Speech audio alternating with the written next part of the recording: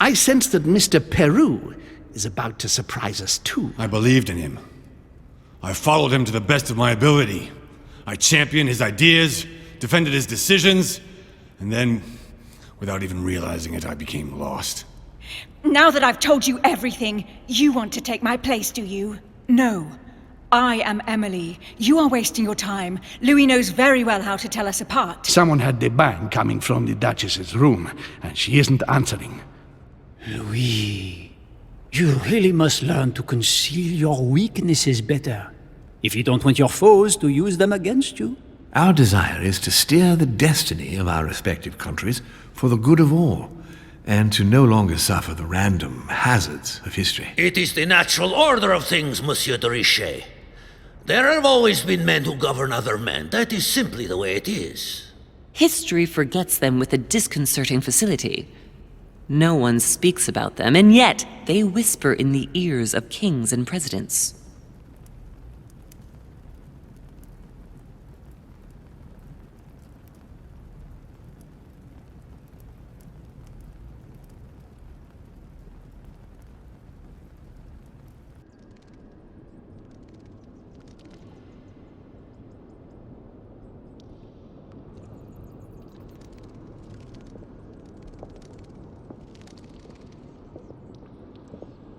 But where are we? I don't know, but we better not hang around.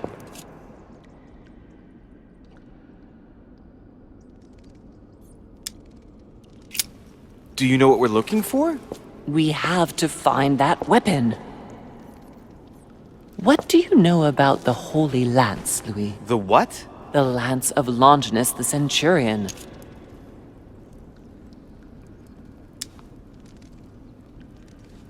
Now that you mention it, I did catch Von Wollner in the middle of an altercation with Piaggi. What? Von Wollner blamed His Eminence for having supplied Mortimer with all the lances in the Vatican's possession. If Mortimer has all of them in his possession, it's not going to help us. Seriously? You don't really believe that fable, do you? Every fable is founded on true events. I'm not saying that everything adds up, but imagine if it really did exist. Very well. Now what? Well, now you know what you need to find. Pardon? I have to get to the wharf to prepare our departure. Let's get off this cursed island as quickly as we can. We shall come back when we are ready and armed. But hang on. Louis, let's first get to safety. We shall come back when we have the upper hand. Fear not. You take care of getting the lance. It's imperative. I'll take care of preparing our departure. Hang on. At least tell me everything you know about this lance. But I have never seen it. There's nothing else I can say, Louis. Well, you can always go snooping around Mortimer's study. I remember seeing paintings of Longinus there. Hang on a second. What's the matter? Why did you shoot Emily's sister? Do you really think now is the right time for this? I want to know, Mother. Why did you betray her? Listen, Louis. I don't think you've really understood my interest in the Al-Azif. It's not just simple curiosity about some old relic. You tried to kill her. And I had no choice, for crying out loud. It must not fall into the hands of the demons, or we are all doomed, don't you see? Listen, I don't know exactly what it contains, but I prefer to be one step ahead. If they want it, there must be a reason. And even if I don't know what it is, I want to stop them for safety's sake, no matter what. Nothing will stop you if I understand correctly. Not Enough, Louis. If you could see the extent of their power as I do, then you would understand what I'm saying. All right, we'll do it your way. One more thing. If they find you in possession of the lance, they won't let you get away with it. Choose only one and hide it under your jacket so you don't get caught with it. Then run and meet me on the wharf. And if I get caught? If they catch you in possession of the lance, we're all doomed. Do you understand? Perfectly. Good. And go talk to Piaggi. He's the one who probably knows the most about this.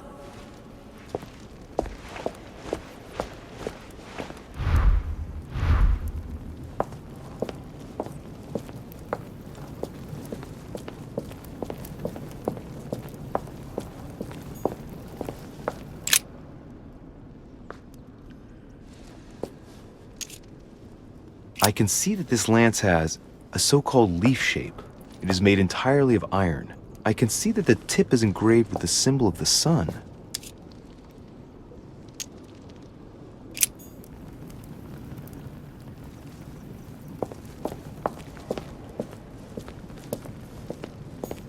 A fragment of amber.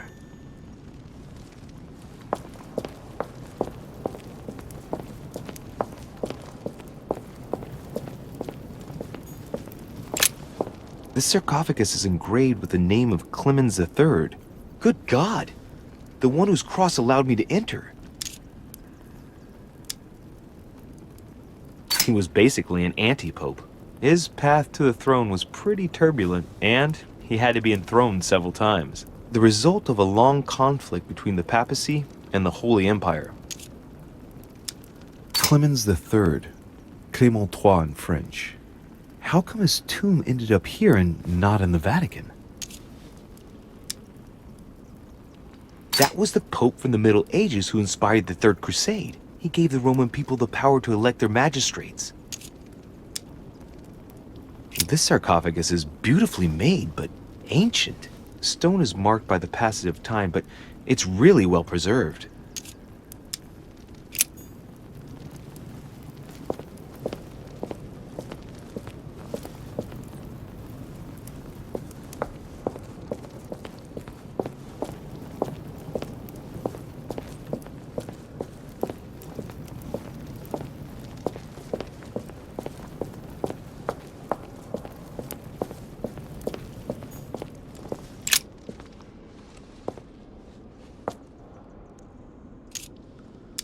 I can see that this spear has a so-called leaf shape.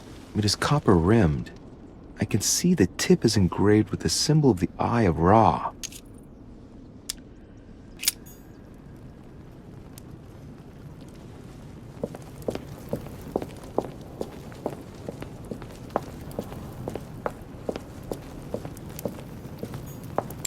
This one has no name.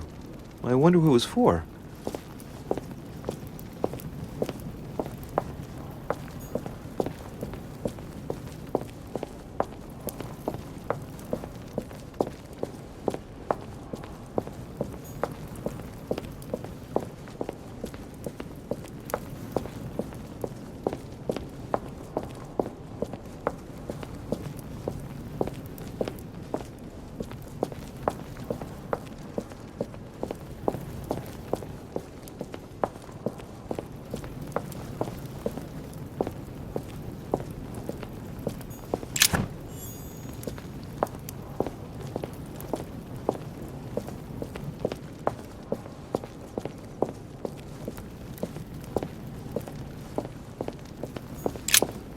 Flavius Aetius.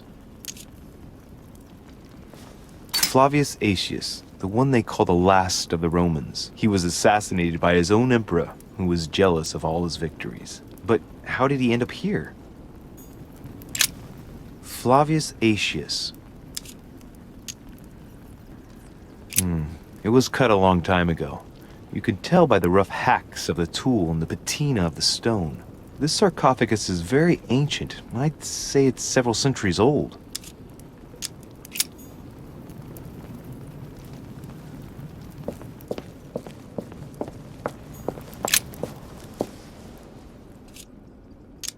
Well, here we can see this lance has a leaf shape, is gold rimmed, and a fish is engraved on the tip.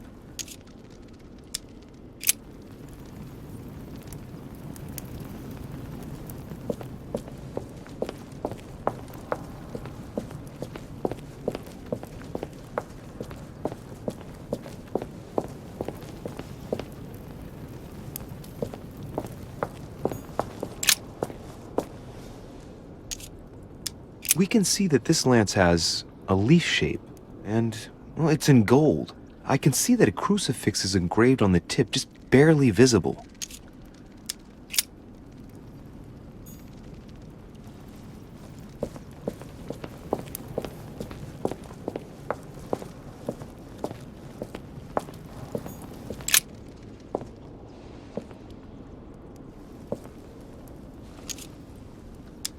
Let's take a look at this lance here.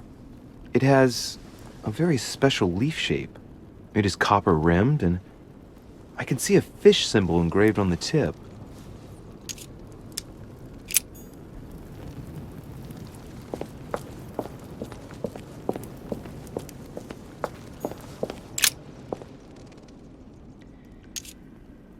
I can see that this lance has the shape of a boar spear. The blade is partially coated in copper, and I can just make out the symbol of the Eye of Ra engraved on the tip.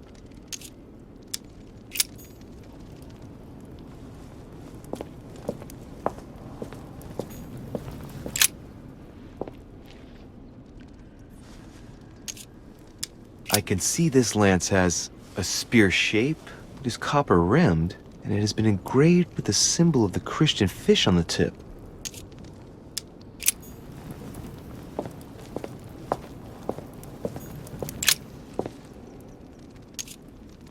This lance has a leaf shape. It is copper-rimmed. The symbol of the Christian fish is engraved on the tip.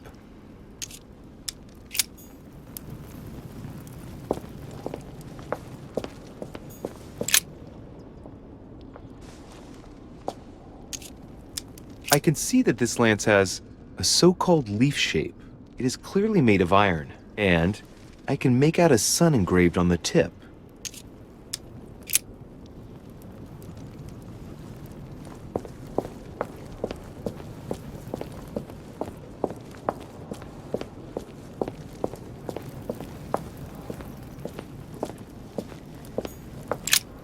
The sarcophagus of Lord Mortimer.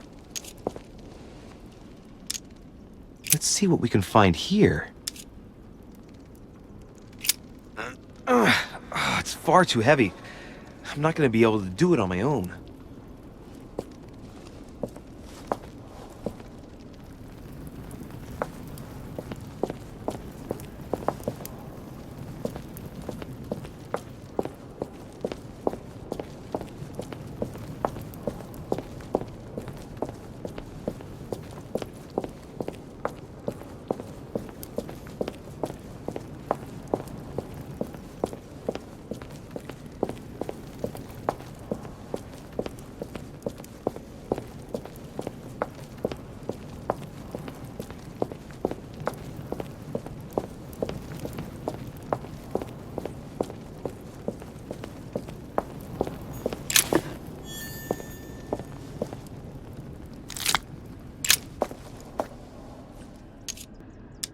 We can see that this lance has a particular spear shape.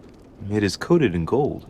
You can distinguish the symbol of the fish engraved on the tip, barely noticeable.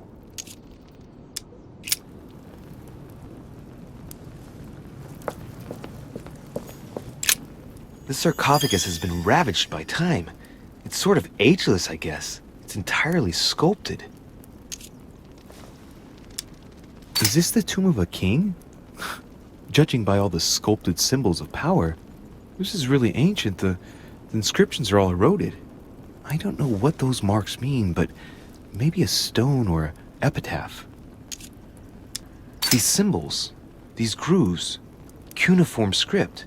This is humanity's oldest alphabet, the language of Babel. Sadly, no one today even knows how to decipher it. There's also some text engraved beneath in ancient Greek. Sargon.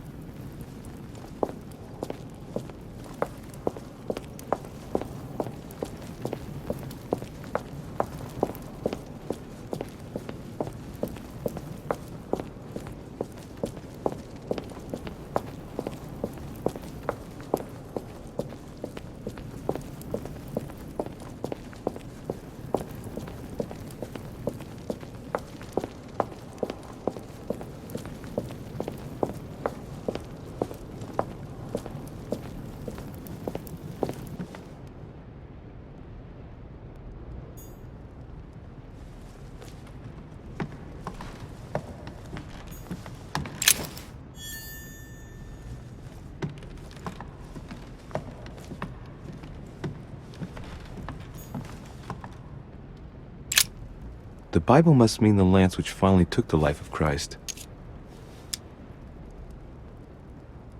If 4 Gospels each give an account of the death of Christ. Let's see what they can tell me about the lance. There's nothing about the lance in this account of the crucifixion. This apostle does not mention the lance in his description of the death of Christ. Ah, there.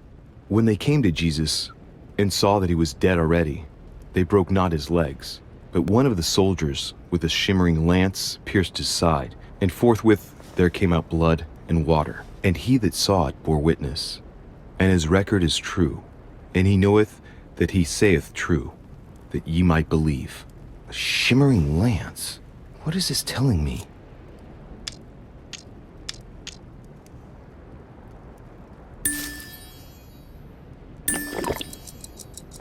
Medieval Hermetic traditions evoke the idea of using noble materials for relics, which the monasteries often made themselves in order to attract pilgrims. Of course, they had to inspire greatness. So here, we might think of gold, whereas a centurion could not have hoped for anything better than copper at the time. The true lance would not have been a luxurious weapon. The name of the Roman soldier who killed Christ never appears in the biblical canon. Yet, it is said that he was a centurion and was called Longinus.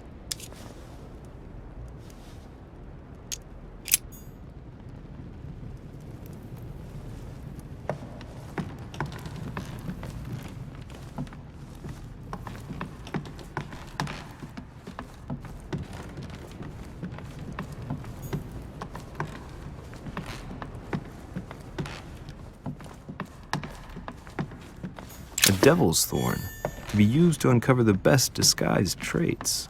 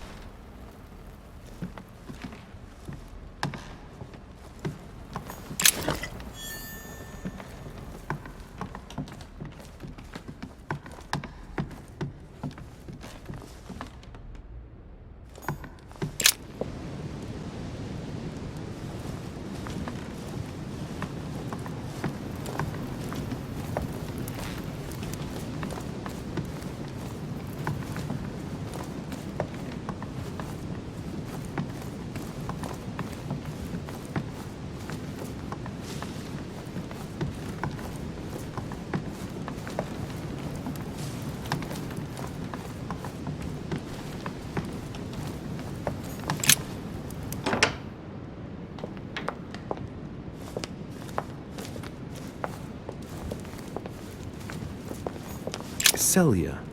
That name means nothing to me.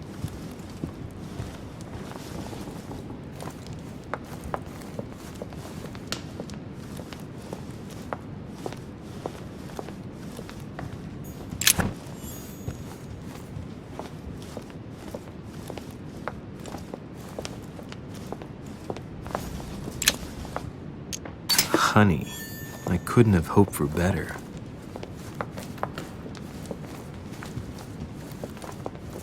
Christ Crucified by Velasquez. Look, someone's left a note there. Reserved for the Duke of Alcudia.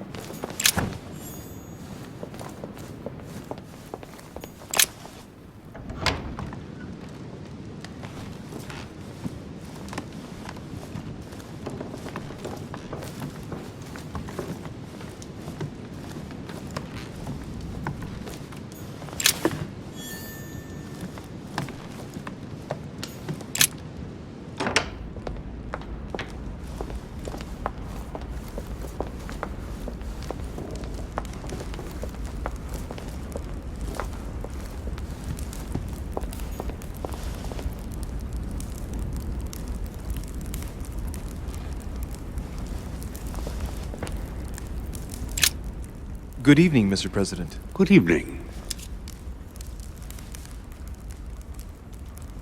Hard to kill time on this island. Nothing ever happens.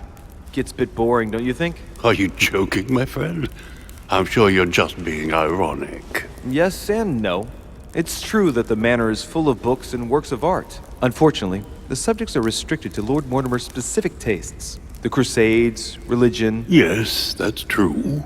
By the way, have you noticed the representations of the Holy Lance he's got all over the place? No. It was the last thing in my mind, to be honest. Oh, well that's a pity. I would have enjoyed chatting about it, as I would have done with my mother. See you later.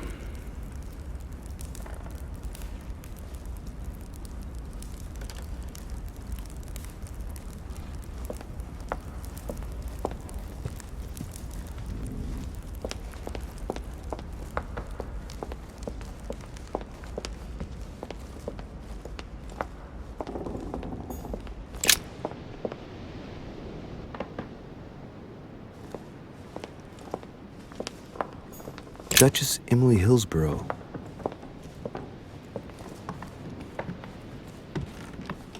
Duke Manuel Godoy.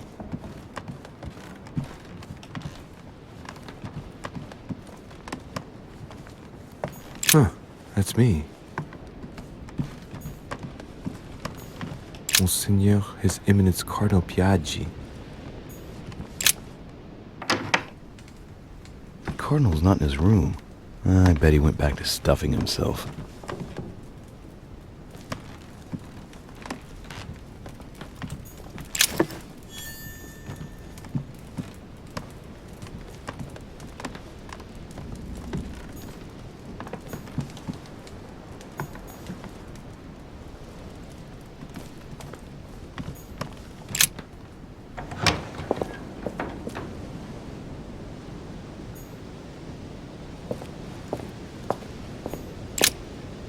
Cardinal's not in his room. I bet he went back to stuffing himself.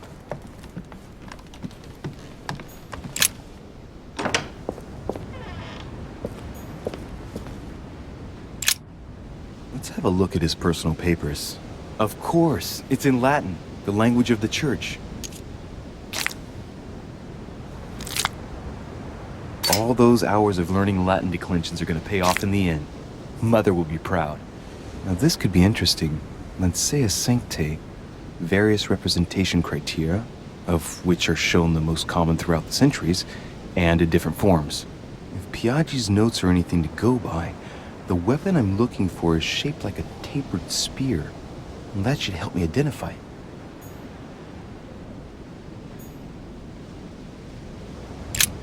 Let's have a look at his personal papers. Of course, it's in Latin, the language of the Church. Damn it. I should have followed my mother's advice and spent more time studying the classics.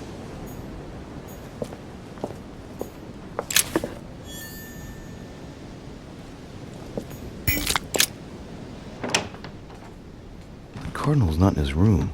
I bet he went back to stuffing himself. Golden elixir. I'll keep it for later.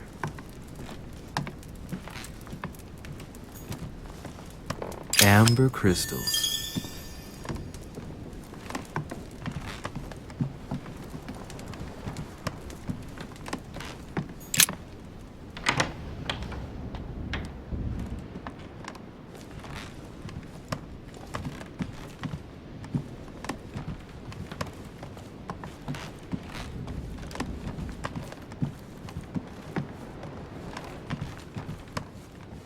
President George Washington.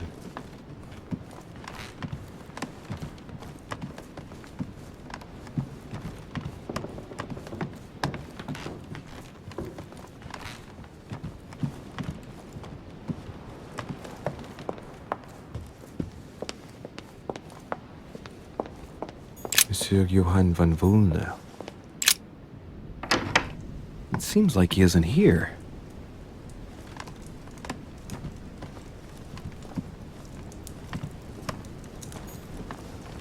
Look, a blotter. And apparently it's been used recently. I wonder what Wulner was going to write. It's smudged. It's not all legible. I can make out the signature, though, and leave as if planned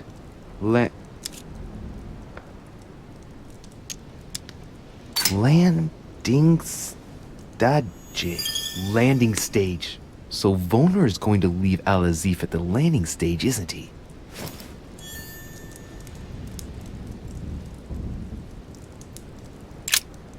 What a mess. Looks like Volner was interrupted. Looks a lot like straw, and he's drawn something in a hurry on this sheet. Straw on his desk, as if to protect something fragile. Yes, someone must have packed something away here.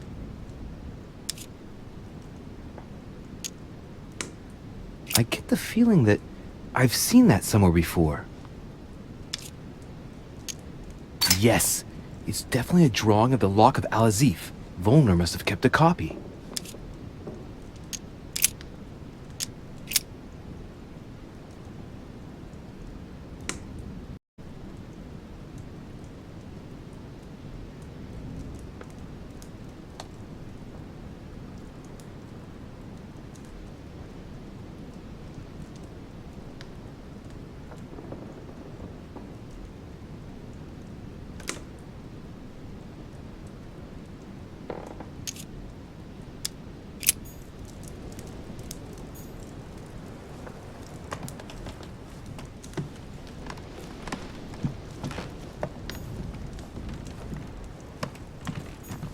Chemistry set. That's not surprising coming from von Volner.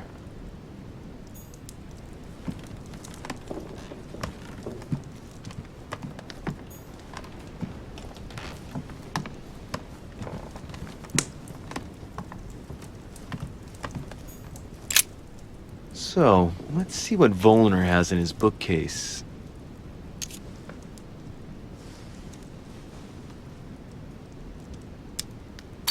Not surprising. Most of these works are in German, and one in Latin. Longini Militis Fabulum. Ah, what have we here? It looks like a kind of biography on Longinus the Centurion.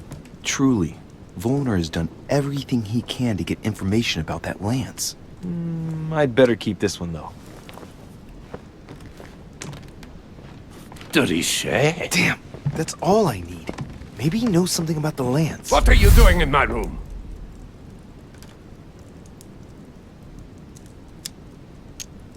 Sir, perfect timing. I was looking for you. You were looking for me? Well, here I am. What can I do for you? I was wondering if you might help me. You're the one looking for the lance. No, Don't take me for a fool. You are looking for the holy lances.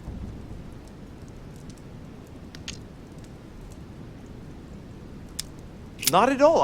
I've come here to talk to you about the Al-Azif. Ach, you are lying through your teeth. You are not here for the Al-Azif. No, of course not. Well, what makes you think that? You are a very bad liar, my lad. Don't think you're going to get away with it so easily. What are you playing at, Richet? Mortimer's the one who has that cursed lance. How long have you been looking for it? Ah, I see. You want it, and so you plan to steal it from Mortimer. For a long time. Isn't that right? Why, you little swine! You're planning to give it to Sir Gregory. You're looking to double-cross me and Piaggi too. What on earth is he talking about?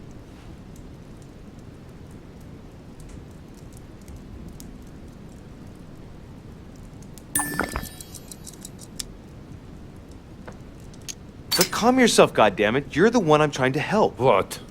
What? I heard you talking with His Eminence, and it seemed to me that this story about the lances had put you in a tight spot. I was only trying to be helpful. But why didn't you tell me straight away? Seeing as I hadn't found it, I didn't want to commit myself too quickly. If I failed, I would look like a beginner. I understand, Louis. I thought you were trying to manipulate me. But please, excuse me. I got a little bit carried away. But you can't get ahead by staying in the shadows on a case like this. There are already several of us searching for the lance of Longinus. And it would be smarter to pool our information. Unfortunately, I've barely made any progress. I'm still trying to find out what the original lance really looked like. Ah, let me reassure you, we've all been there, given the number of copies there are in existence. It also took us quite some time to discover its true shape. Many believe the central part of the head of the lance to be covered in gold, whereas, in truth, its center is made of an alloy of copper and iron. That does make sense.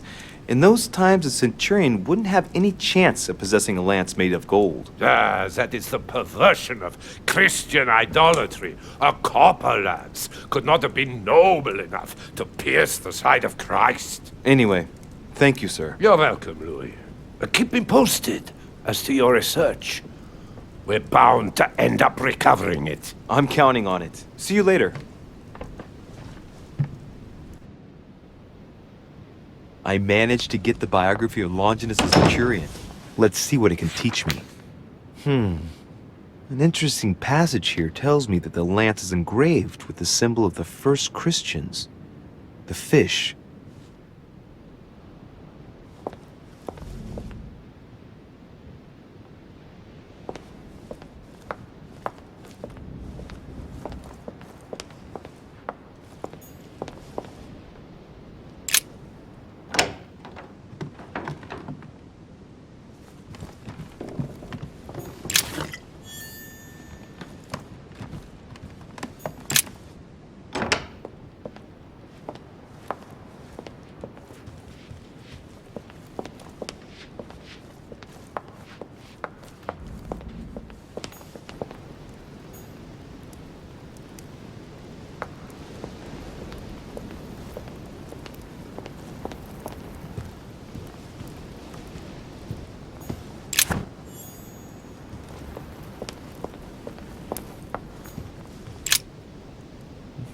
Which four-letter word could open this chest?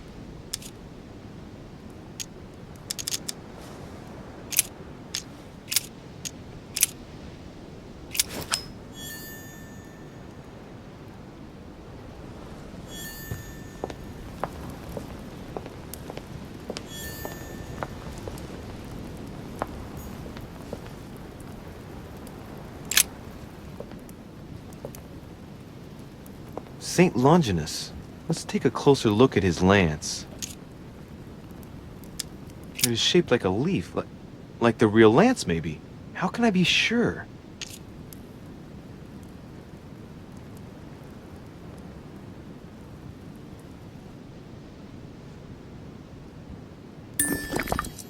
Hey, looks like there's a symbol engraved on the tip. Yes, a fish. The Christian fish, no doubt. It can't be a coincidence. It must have been done on purpose. Huh. Good thing I took a closer look. No, this is too easy. Mortimer's trying to throw me off the track again. It seems too visible to be true. Impossible not to see the statue on first glance, given its size. And Mortimer has no interest in making the shape of the true lance so easy to see. I think this statue does represent Longinus, armed with a lance that wounded Jesus, the Holy Lance. How can I find out if this is an exact representation? There's no way of being certain of it.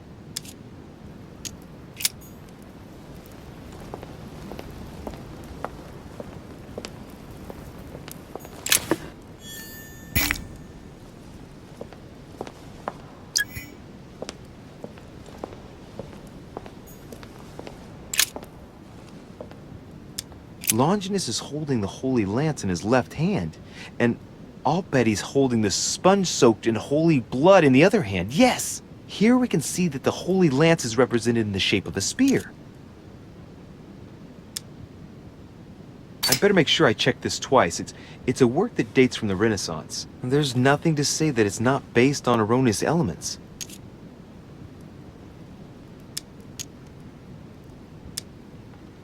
This work is an order from Lord Mortimer.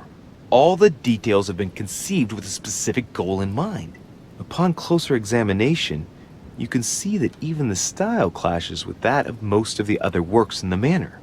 No. If Mortimer has taken special care as the conception and the exhibition of this painting in his study, in the same way as for the nightmare painting, it must be of some significance. And that is indeed the true shape of the Holy Lance, a spear shape. There's only one way of being sure. I'll have to find other clues that will confirm this information. Adoration of the Shepherds with Saints Longinus and John, Giulio Romano, 1534. Longinus is holding the Holy Lance in his left hand, and I'll bet he's holding the sponge soaked in holy blood in the other hand. Yes! Here we can see that the Holy Lance is represented in the shape of a spear. I have an idea of the shape of this lance now.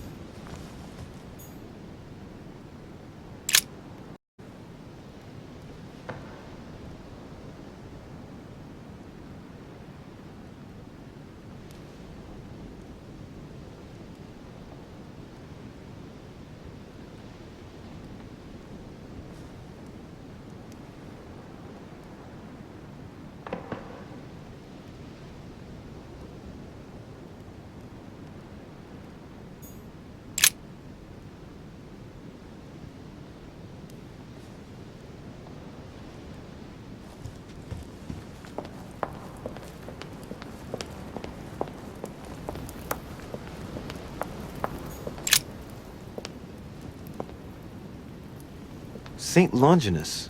Let's take a closer look at his lance. It is shaped like a leaf, like the real lance, maybe. How can I be sure?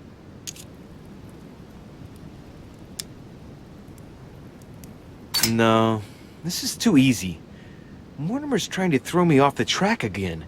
It seems too visible to be true. Impossible not to see the statue on first glance, given its size.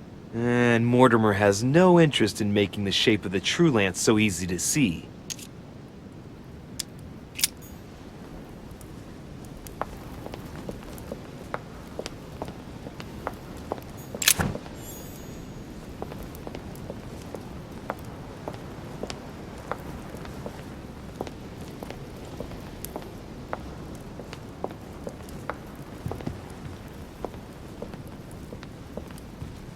Dante's Purgatory.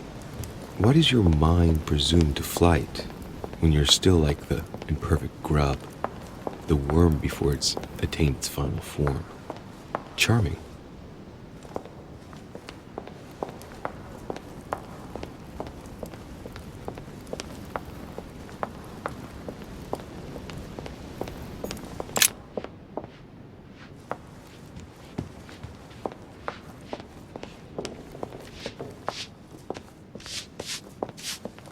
Pardon me, monsieur, but I have work to do.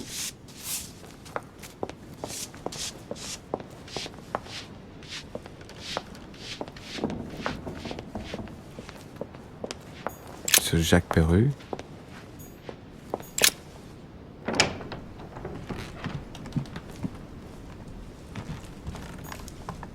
A pattern with 4 circles.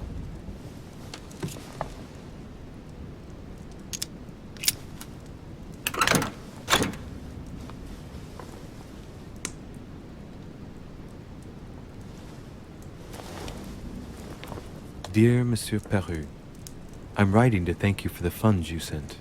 These funds will be crucial for the renovation of the western wing of the orphanage. The children you sent are doing marvelously well, and little Pierre will soon be walking. Some of them still sometimes suffer nightmares about their parents on the scaffold, but I expect they will cease in due course. Should you decide to send us more, please note that another 20 beds will soon be ready. The children and myself will never thank you enough. Long live the Republic. Long live France. Sister Marie-Hélène. I have no space left. I'll retrieve it later. I have no space left. I'll retrieve it later.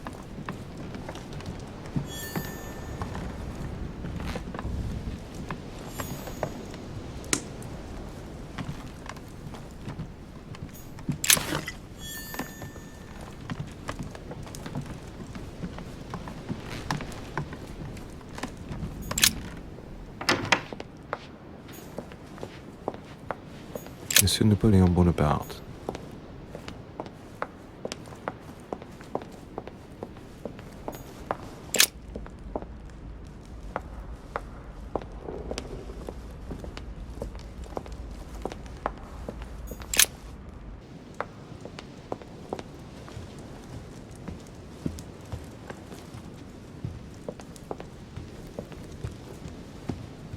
A swine in a salon?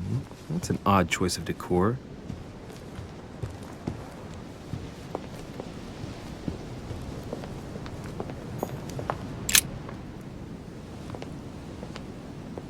Your Eminence, would you have a moment to spare? Not now, Louis. Please, leave me alone. I beg your pardon? I want to be alone. Very well. I'm only searching for information about the lance of Longinus, the soldier. If you could... You are not listening to me. You are playing with fire. I heard you speak to Mr. von Wollner about it, and I was wondering if you could tell me something about it. That was a private conversation. How could I have known that he was listening to us? I see what you mean. Louis, don't push it. Leave while you still can. Your Eminence, are you all right? Your Eminence, are you with me? Can you turn around, please? What do you want to know about the Holy Lance, Louis? Your Eminence, turn around. This is the weapon used by a Roman centurion on the very day Christ was nailed to the cross. Look at me. Longinus thrust his lance in the right side of Jesus. Please. As you wish.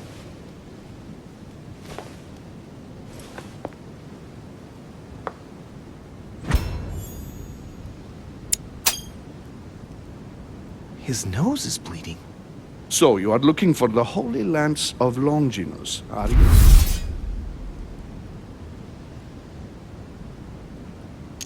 Exactly. Frank and direct. I like that. Thank you for not trying to be sly. You are looking for the lance. You should know, you are not the only one. Lord Mortimer has spent a good part of his life and his fortune trying to find it. Never will he let you have it. But tell me, before going any further, have you spoken to anyone else about this?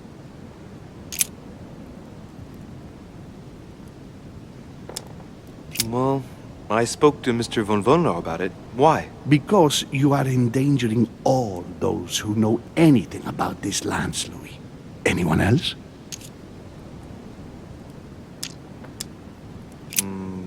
Briefly with President Washington. What does he know exactly? Absolutely nothing. He advised me to speak to Mr. von Wollner. Very well. Is that all?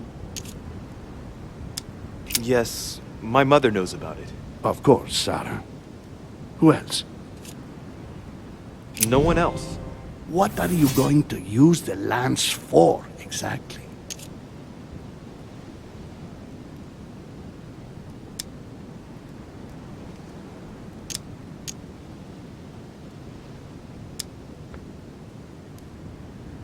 If I told you why I needed this lance, you would never believe it. Trust me. You can tell me anything.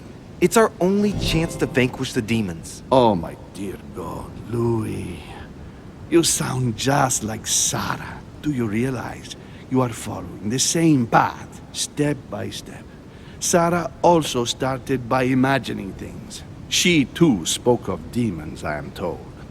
She could no longer speak to anyone, and saw a hidden monster in every guest, lurking in the shadows, ready to devour her. You must let us help you. Louis, I thank you for your sincerity. I shall answer you about Longinus.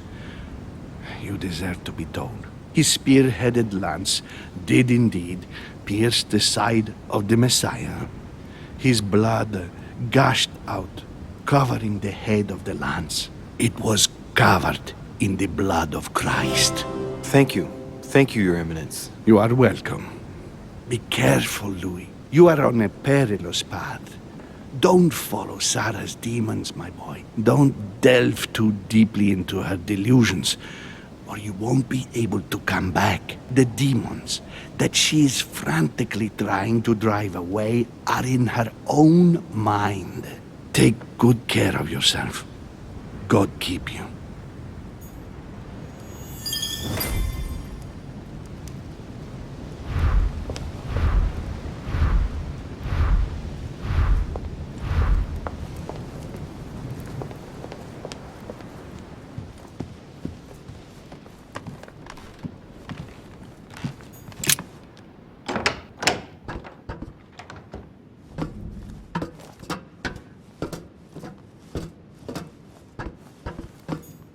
Abstruse, the Miller brothers.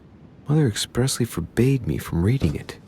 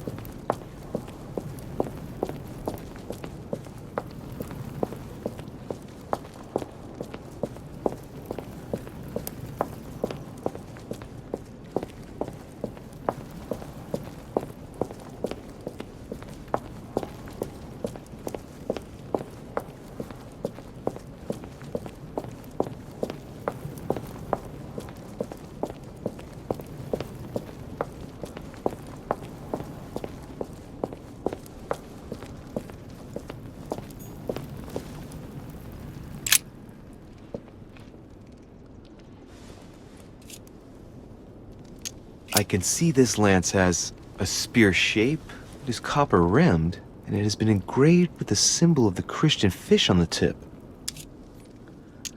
I must be sure of my choice. I cannot get it wrong. Am I absolutely sure this is the one to take?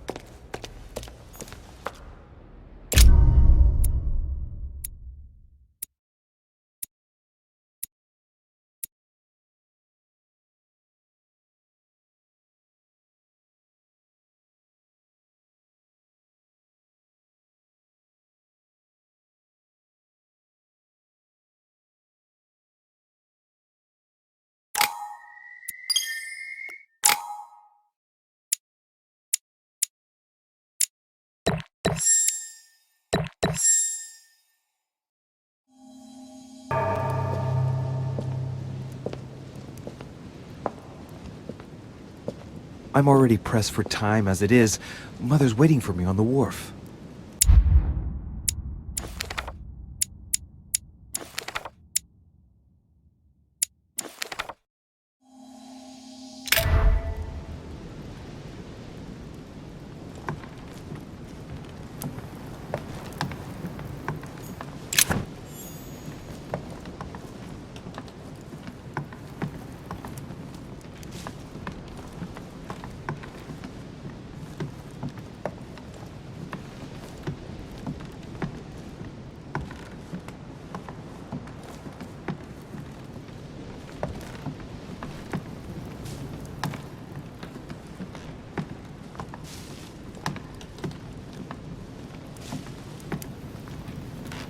Monsieur Richet, sticking your nose everywhere again. Wow, what's the matter with him?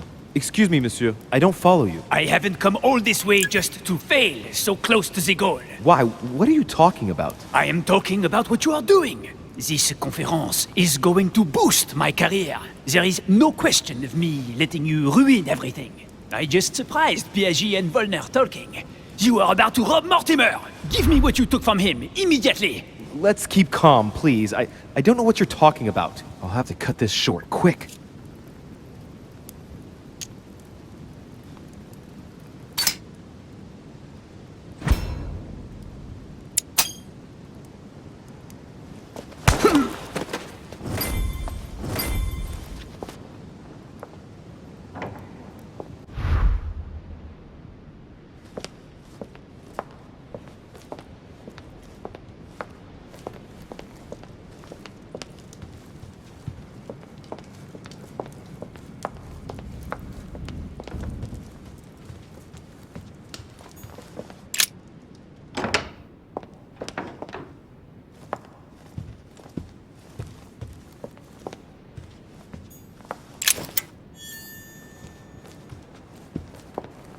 I better get over to the wharf. No point in risking another confrontation.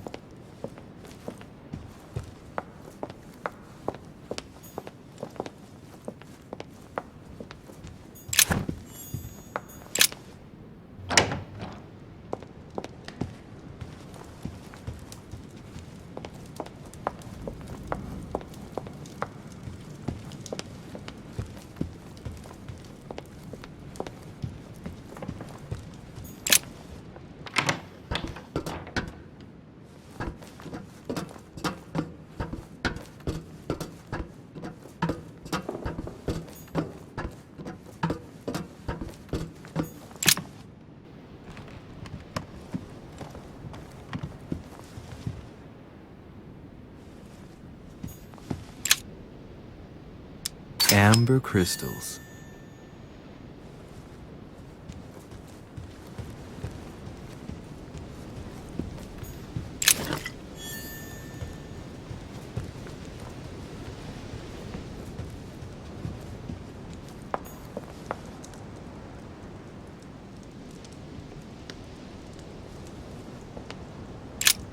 Am I disturbing you? Monsieur de Richet, it seems you are everywhere.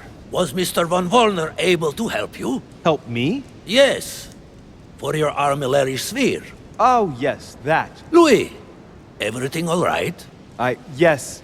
Excuse me, I was miles away. Oh, while you're here, you wouldn't know who the last guest is, would you? What do you mean? I heard Sir Gregory speaking about it. A certain Al-Asif something or other. Who? What? Obviously not. It's not important, forget it. No, hang on. It doesn't matter, I'm telling you. We'll find out soon enough. I'm in a hurry right now. I'm waiting for someone. See you later, Louis. Shit. I haven't time either. See you later.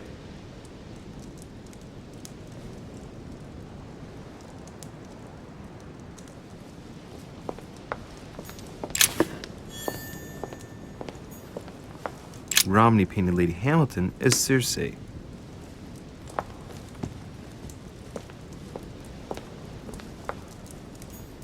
Circe preparing wine. What better trap for Ulysses?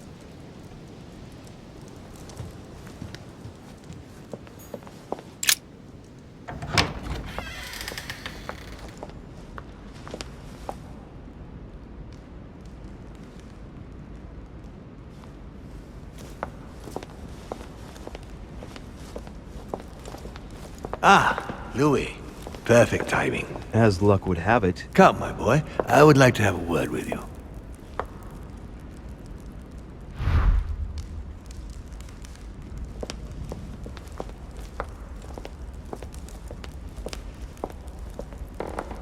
Come closer, please. It's time we had a little chat. What's wrong, my lord? Tell me. What's with all the bodyguards? Louis, it's time you found out the truth. I've been observing you since you arrived. I see you running all over the grounds in the search of Sarah. I would like to prevent her from leading you even further down the wrong road. the wrong road? Louis, Sarah has made her own choices, of her own free will, and I would like for you to have the same chance. You see, Sarah and I have known each other for a very long time, Louis. I am aware of her theory. About me, about Gregory, about the demons. So you're going to tell me she's wrong, and that she's a liar? She's right. Look at me. I have inhabited this body since 1191. For the last 602 years, I have been this dear William Mortimer. You're the devil incarnate. The devil? I'm not saying that all Judeo-Christian folklore hasn't served us, but the truth is, of course, something quite different. Please, don't look at us through the primitive prism of religions. I am not hiding any horns or goat's feet, Louis. I have no tail. Why do you bring up folklore? You mean that you've taken advantage of people's beliefs? No, not exactly. I mean that we in fact created them from scratch. It is amazing to see how mankind has such a strong need to believe in something superior to itself. It was very instructive for what was to come.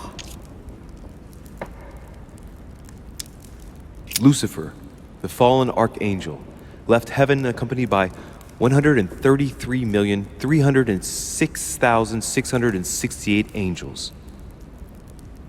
Is it true that there are that many of you? No, I assure you, Louis. Forget your Bible class. It's ridiculous. We are not angels. We don't have wings. There is certainly nowhere near 1 million of us. And for that matter, no sacred human text represents us correctly. There are several families, and the family to which I belong has 8 siblings, including Gregory and myself. Sir Gregory is your brother? Yes, what can I say? You can't choose your family. But it is very difficult to know exactly how many of us there are, because a large number of our kind remain hidden, or never reveal themselves even to us. And you truly have the power to manipulate the thoughts of men. That's right. Every demon has the capacity to infiltrate the minds of men and to read and steer their thoughts. Can you tell me more about your capacities, your supernatural powers? Supernatural? From my point of view, they are perfectly natural. Well, Louis, just because the monkey does not fly doesn't mean that we should consider the bird a supernatural creature. We are all part of a grand design. We are simply made like this. By developing our art, we are able to read thoughts as well as write in the minds of men. It is possible for us to make them bow to our desire, but it doesn't work without leaving some scars. And what do you do with this power? We help them, of course. Of course you do. And you expect me to believe that, I suppose. Louis, demon is just a word. It all depends on what exists beneath the surface.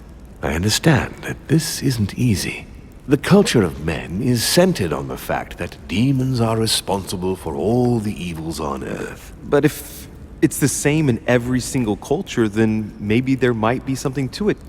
Don't you think? Certainly there is something to it. Control. Man has spent his existence wishing to believe in the supernatural and imposing his belief on others. What could be more convenient for manipulating the masses? A perfect, inaccessible being and a plethora of demons in every one. The perfect idea to relieve men of all responsibility while still finding them guilty. You've been Mortimer for 600 years? How long have the demons been among mankind? Oh, I don't think I'd be lying if I said that we have always been here.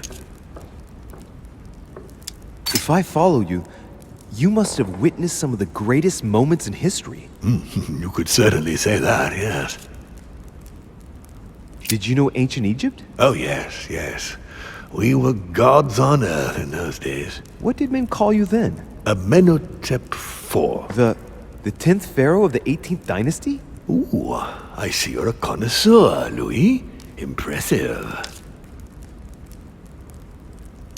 Did you experience ancient Rome? Oh, yes. Luxury and decadence, Louis. My family did indeed reign supreme, but from this period I retain only the works of my friend, Marcus Vitruvius Pollio.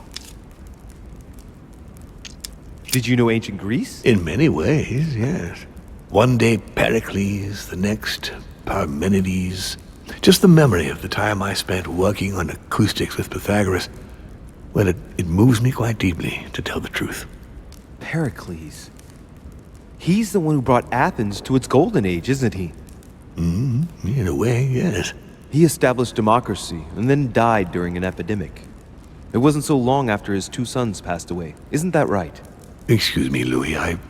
I would rather not relive any more of that, if you don't mind.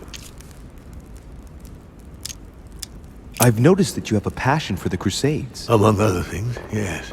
Mainly the third. It was during the siege of St. Joan of Arc that I took possession of Lord Mortimer. And you've never changed skins or bodies since? I have used other envelopes, but only to carry out very short tasks. Apart from that, indeed, I have been able to retain the identity of William Alexander Mortimer throughout the centuries. You seem to be fascinated by Christ. You weren't him, were you? Oh, no, not at all. He was my father, though. Strange as it seems. I beg your pardon? Am I dreaming? Ugh, please tell me I'm dreaming. We should have the chance to talk about all that again later, but yes, he was my father. All the mythology surrounding Jesus of Nazareth really stems from my father's prideful need to show himself among men.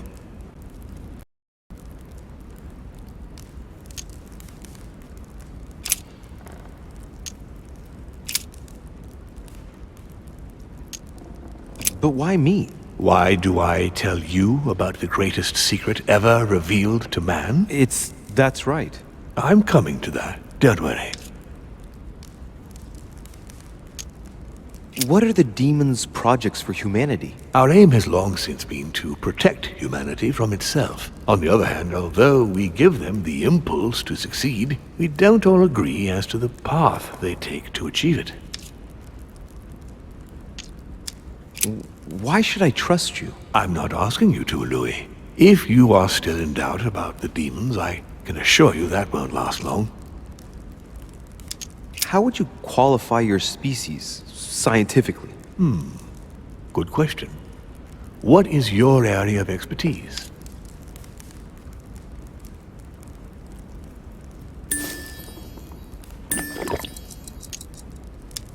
I would say biology. So, I would class demons along with parasites. The comparison's not very flattering. You live inside a host and you feed on that host. Do you not? A large number of parasites are essential to the survival of their bearer, you know. We do indeed choose a host.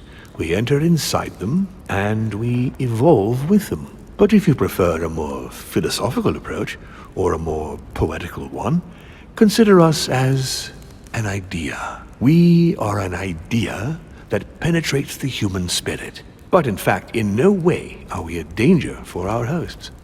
Quite the contrary, we strengthen them. What has my mother got to do with all this? She embarked on a crusade many years ago to kill all the demons. That must have upset you. I imagine you retaliated. No, I'm afraid she never forgave me. Forgave what? We met when she was still just a young woman. I appeared to her in a different form because I didn't want to reveal the identity of Lord Mortimer at that time. She was looking for someone interested in the occult to decipher an ancient book. We spent many years together, until I revealed my true nature to her. The old book was Al-Azif, wasn't it? Did she speak about it? Not so long ago, yes. Indeed, it was already Al-Azif. She wanted to unlock the secrets.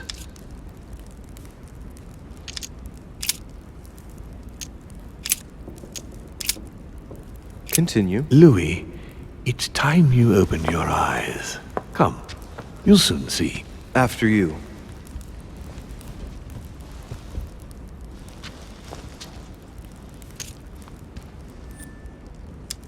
So, von Borchert, he was looking for the Al-Azif for you. Exactly. Al-Azif has always belonged to my family, Louis. And with good reason. My father wrote much of it. Can you tell me what you've done with... What, you mean the Al-Azif? No, I already know that. Sarah came here with it and got rid of it. I was thinking of von Borchert. He isn't essential, but he is a trusted person. He's a prisoner at our headquarters in Paris. All right. If you could manipulate us mentally, what's the point of all the theatrics of the conference? You must suspect that we asked ourselves that very same question. For many centuries, we didn't organize any conferences, and most of the time, it ended in civil war between demons. Many of us were killed during this period. The idea of organizing conferences was the answer to everything. The interest being to erect some rules among ourselves. Our family first divided up all the principal countries of the world. Now, whenever one of us wanted to propose a major change between these countries, they summon the demon in question and initiate a conference. The demon that initiates the proposition doesn't have to give notification of the subject of the conference beforehand. Consequently, we participate along with our best assets. Once the humans are brought together, the conference begins, but we are forbidden to use our talents to influence the participants. The first meeting is held in order to expose the subject to all the participants, followed by several days of reflection, during which we are allowed to be persuasive but not to impose our will. A second meeting closes the conference with a final vote. So, for you it's a game, isn't it? I understand your remark, but after living several centuries, you stand back and enjoy what reflection and pleasure you can. But how do you agree on global policy? Locally, we often have competing interests, and sometimes we start wars between men which are linked to our disagreements. Most of the time, our father steps in and gives directives, which my family follow to the letter. Indeed, in my opinion, it is high time we moved on. What do you mean? I mean that a new era must begin. The old monarchic regimes are outdated, and it's time to evolve. Did what happened to Elizabeth Adams have anything to do with you? Unfortunately, the poor girl became an issue between us, in spite of herself. A family of demons is still a family, and as in all families, there are disputes. Elizabeth's family, the Adams, has always been under the patriarchal control of my father. As he and myself are not really on very good terms, sending poor Elizabeth here was terribly rude of him, really. You did accept, though. No, I would say rather I was presented with a fait accompli by Gregory and went along with the intention of helping her. But this is my castle, and everyone is the master of their own home. It was you who killed her. The child was already condemned, Louis. My father would never have let her be. I had to pass inside her mind and, yes, make her take her own life. Trapped between the unyielding control of my father and your mother's terrible treatments, I wouldn't wish a life like that on anyone. Would you? So neither my mother nor Peru were ever guilty. You just gave me the runaround with that whole investigation. Now don't take it the wrong way. I was obliged to keep up appearances so that Gregory wouldn't suspect me. And it enabled me to size you up, Louis.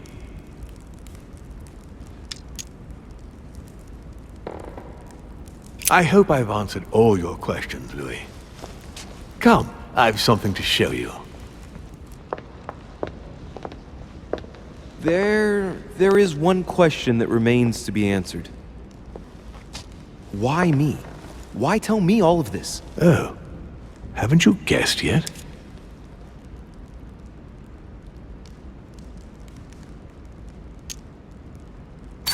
I've got an idea, but it might seem stupid. Trust me. Am I one? I mean, am I a demon? Would you like that?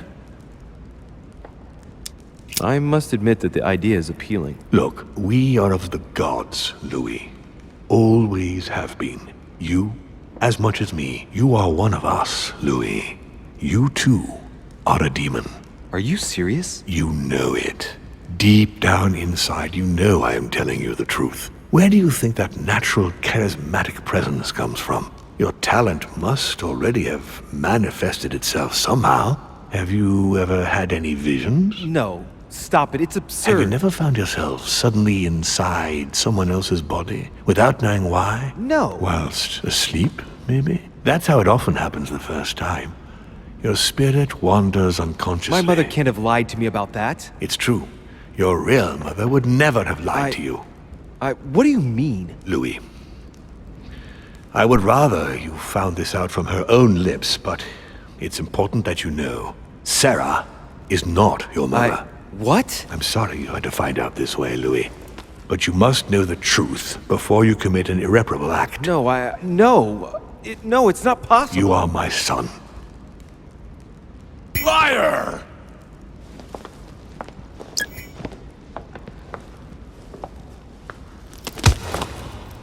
Well, well.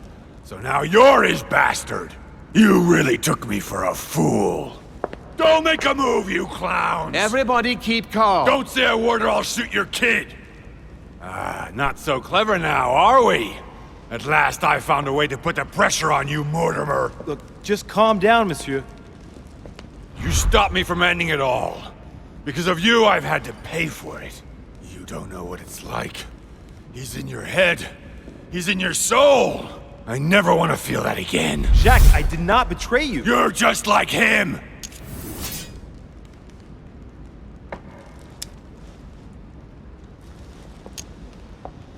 How dare you threaten me then? So that's it, is it?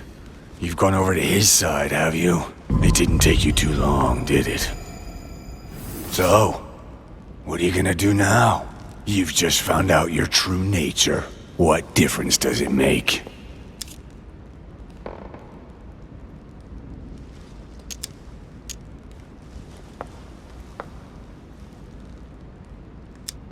Wait, Jack! If it weren't for me, you'd be dead by now. You've seen who I am, and this so-called revelation makes no difference. I'm not a slave to my birth, and I refuse to pretend to be a victim. I am Louis de Richet. Do you really believe you've got enough strength to resist him? I am who I am. Only our actions truly define us. And you can threaten me all you want. It won't make any difference. Don't change, Louis. You're strong. I wasn't able to make it. You're just like him. You are already. You can't see it, or you don't want to see it, but it's already too late. In fact, I haven't got any choice. You always have a choice. You know very well what will happen to you if you shoot me.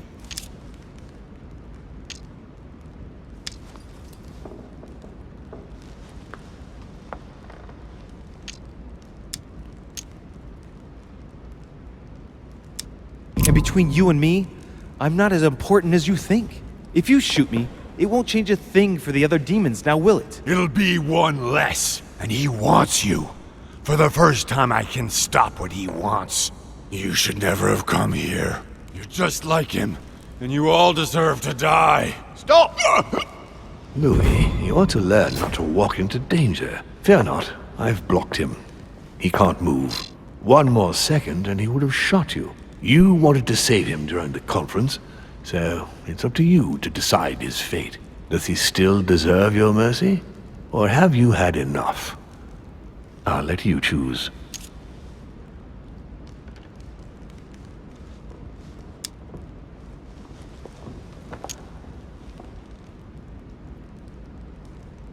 No. He's yours. Go ahead. Do it. Don't blame yourself, Louis. You did your best to help him, but he was already lost. Take the body away and clean the hall.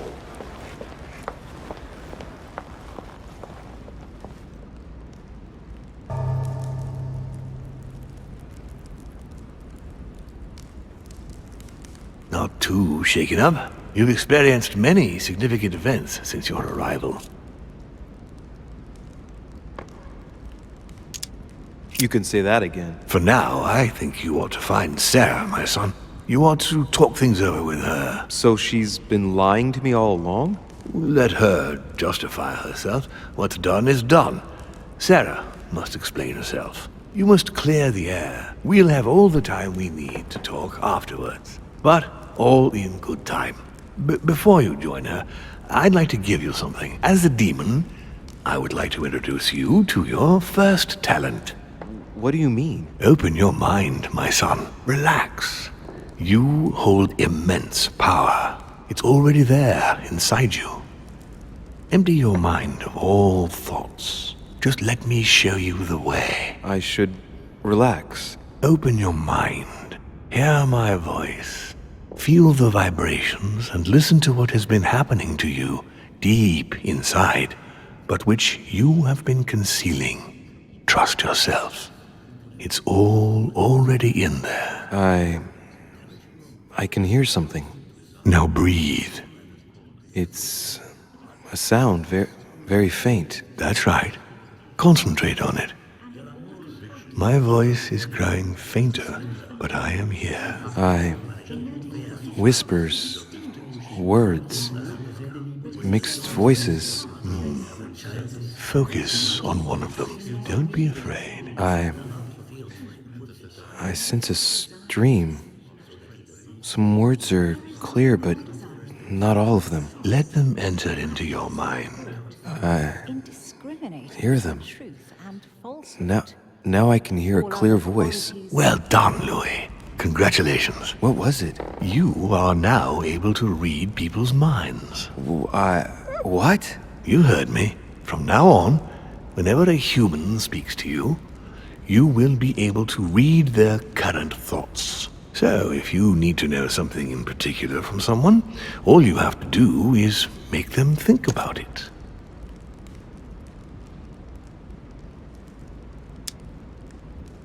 But it'd be a violation of their most intimate thoughts, wouldn't it?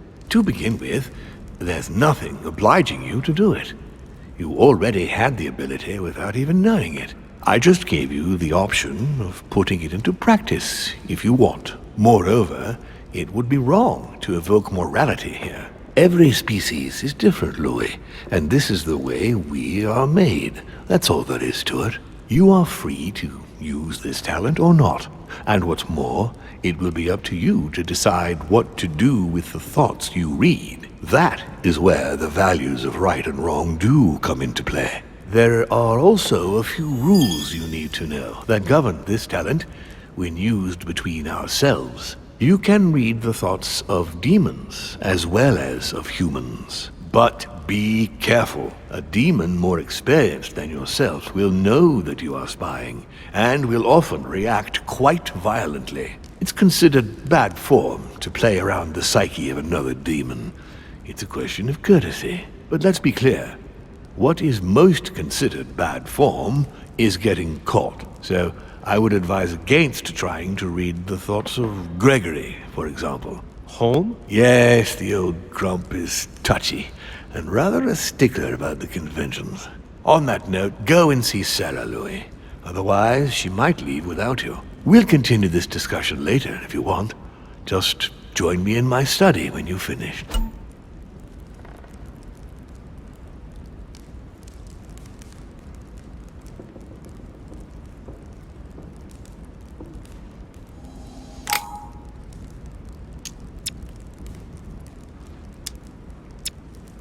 Let's see what Mortimer's thinking about. He is thinking he might not have been clear enough with you. When I told you not to try to read into Gregory or our experienced demons, it also applied to me, of course. You can hear me think? Of course I can. I can sense you. For the moment, your mind shines like 1,000 lights because you haven't yet mastered the art of concealment from the psyches of others. So, I give you a weapon, and the first thing you do is try to shoot me with it?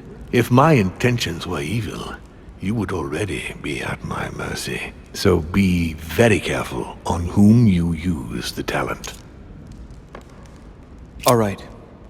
Please excuse me. And don't ever apologize, my son. You are far above that from now on. Now go. One more thing. If you want to know the truth about your birth, ask her about Paris, 1763, at 12 Rue des Martyrs. That's where she disemboweled your mother to steal you from me.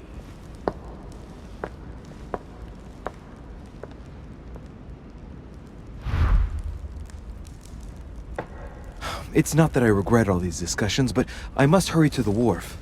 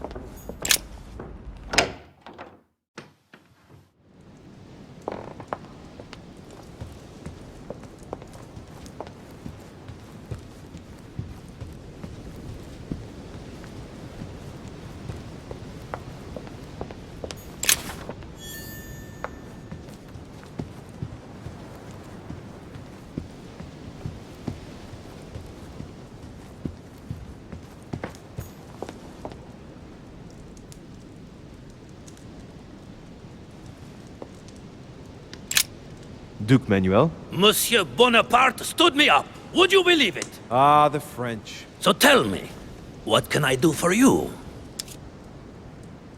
Earlier, you mentioned the arrival of a certain Al-Chief No, Al-Asif. I spoke to you about a certain Al-Asif. Oh, sorry. I got mixed up. Al-Azif, then. Al-Asif. It's not really all that difficult to remember. I wonder what role he is to have in all of this. It should not be long before we find out. According to Sir Gregory, he will be arriving just before the conference starts. I'm sorry to have troubled you. I'll be leaving now. Perfect! I was going up to my room anyway. See you later. So, Holmes has planned something to do with the Al-Azif just before the next conference.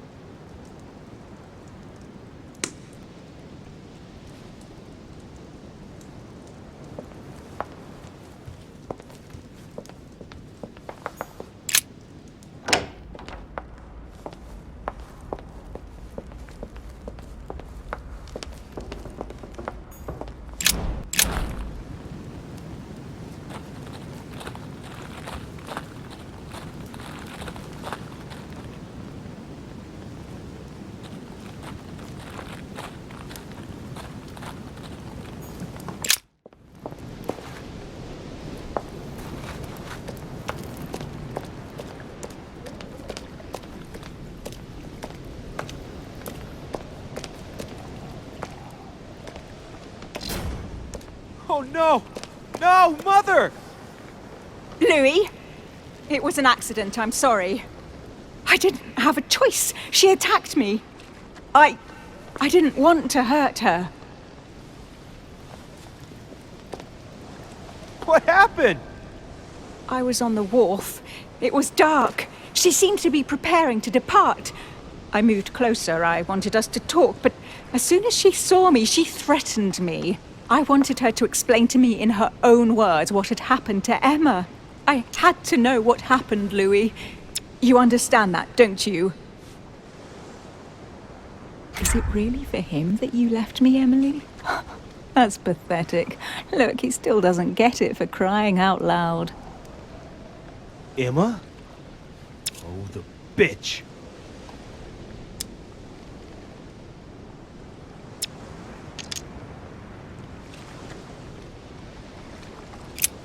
Bitch. What? Louis, what's wrong with you? No, you are not Emily. Ah, that. It took you long enough to figure it out, though. Oh, I felt sorry for you when I saw you couldn't even recognize her, Louis. What do you expect? It wasn't my fault. Yes, you spent a night with her. But she can't have made much of an impression on you. Oh, men. Shut it! Was it perhaps that night we spent together after the conference that persuaded you that I was worth more than her? What? Oh, you still don't get it. The night of the conference? It wasn't poor Emily who paid you a little visit in your room. Oh, she was much too busy with Monsieur Bonaparte. No, that's not true. It was me, of course. I assure you, you got something a whole lot better. And when I think she wasn't even armed when I arrived. Right. Take a moment to think and meet me at the manor later. You're crazy! Now, Louis, don't push it. I understand your grief, but I won't put up with that sort of talk from you or anybody.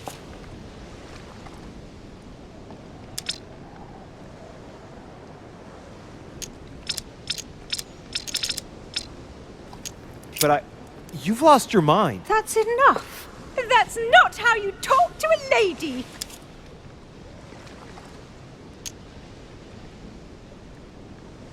She's stark raving mad. Die, you bitch!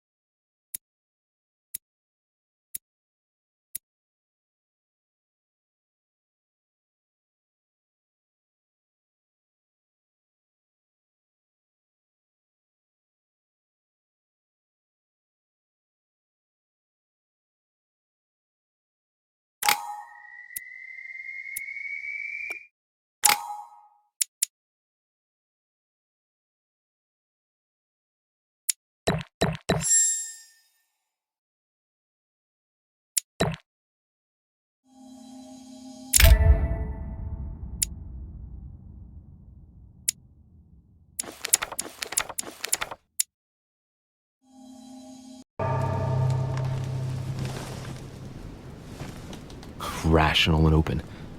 I spent my whole life swimming in lies. Emily, what a waste. I feel like I know nothing. That I have to learn everything all over again. I'm a demon. I age more slowly. I can mentally manipulate people. I don't even know if it's a good thing or a curse. No, this is an advantage. I could get used to this pretty quickly, I think. Damn it, what a mess. Come on, man up, Louis. I'm still the same old me. Demon or not, I'm still in charge of my actions. And this father, I know nothing about. Yes, I've still got a lot to learn. It's enough to drive you crazy.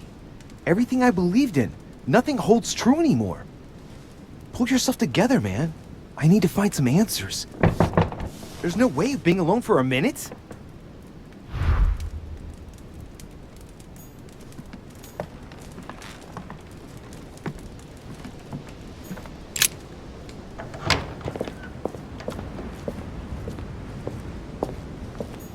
Great, honey.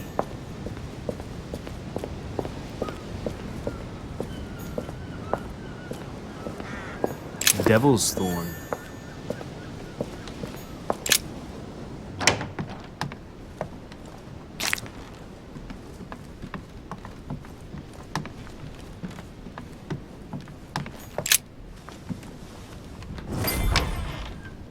Sir Gregory? Good day, Louis. I think it would be good to talk. How are you feeling? I don't know. I understand. I heard that William spoke to you at last about our nature and our family. It's a good thing, but you must be a bit shaken up. That's the least you can say. I bid you welcome among us, Louis. Knowing William, he probably didn't go into any detail about our family, so if you have any questions, don't hesitate to ask. Oh, I see he's teaching you how to read. On the other hand, he obviously hasn't taught you our manners and customs. You can read anyone's thoughts, but know that if you try to read the thoughts of a more experienced demon, he will sense you and might take offense of your lack of manners. And he who is more experienced is more dangerous. Do you understand? Yes, it can't get clearer than that. Please excuse me. How long has our family been in existence? We have been here since the very beginning.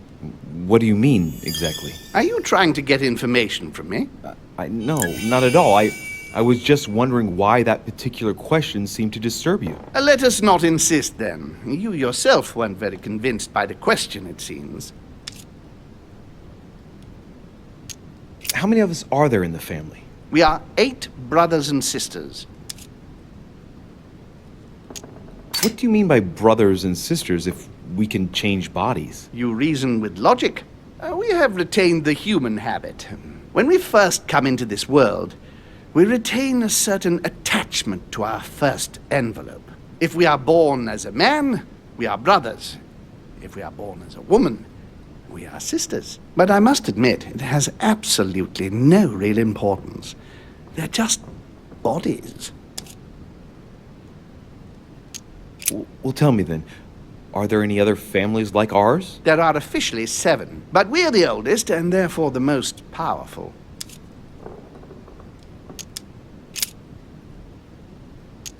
What's Lord Mortimer's problem? I think he allows himself to be devoured by a need for recognition. Has he always been like that? More or less, but thinking about it, I believe that the birth of our latest sibling greatly accentuated his discomfort.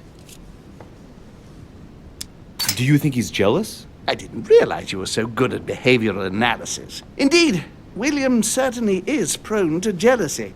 Finding one's place, notably in the eyes of our father, is not easy, and we each do what we can to succeed. But I can't justify this perpetual rebellion against our rules. Is there a head of the family? You'll see. You'll meet them all, of course, when you are ready. They created us and set out the rules, especially our father. As for our mother, she retired from the political stage. We don't see her much anymore. I think that all these questions simply bore her. I see. There is still much to learn. Yes, it's true. You've got some catching up to do, my boy. One thing you must understand, regarding any disagreements that might arise between William and myself, is his position with regard to mankind. What do you mean? Well, for centuries we've been trying to help, and therefore preserve humanity. Monarchies are simple and practical. They enable us to inspire humanity efficiently, and I can't understand why William wants to replace them with democracy. Well, if our goal is to direct the future of humanity, it'd work out easier through a monarchic system rather than a democracy. I see you're a quick learner. From now on, you know the fence that separates William from the rest of the family. If only he would stop steering the destinies of certain countries like France or the United States of America in such a dangerous direction. It has taken centuries for our family to establish relative peace between demons. Thanks to this policy, we have been able to decide everything by confining the other families to subordinate roles. And now William is obsessed with disrupting everything. Peace between demons? What do you mean? I'm not talking about conflicts within our family. If that was all there was, everything would be fine. But several other families, younger but nonetheless powerful, are trying to upset the balance. At present, we dominate most of the major countries around the globe. Some families are pushing, via less influential countries, to gain ground. Do you understand? As best I can, yes. When the time comes, you must take up a position on the political chessboard. I only hope your father doesn't take you down with him.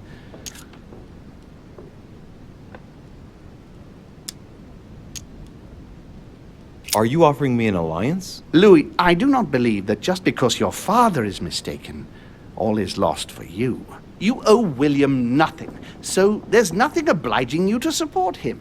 I want you to make an informed choice. Now go and see your father, see what he has to say, and then think it over very carefully. That's exactly what I intended to do.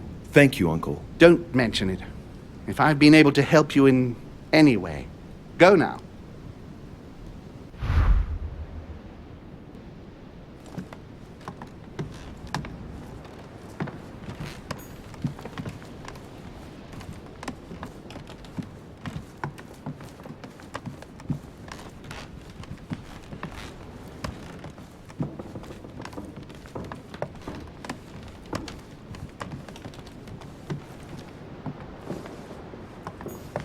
I haven't the time. His Holiness awaits my report.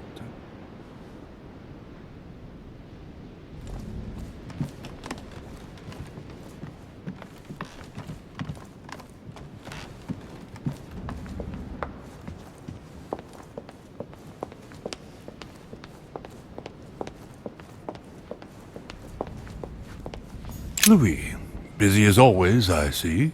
How lucky you are. I must admit I'm trying to kill the boredom myself. I get the impression we're all in the same boat. And here I was thinking you might have some juicy gossip. Me? No, nothing at all. And you? I would like to be able to say yes, but it's been dead quiet. The only one with anything to say is Duke Manuel.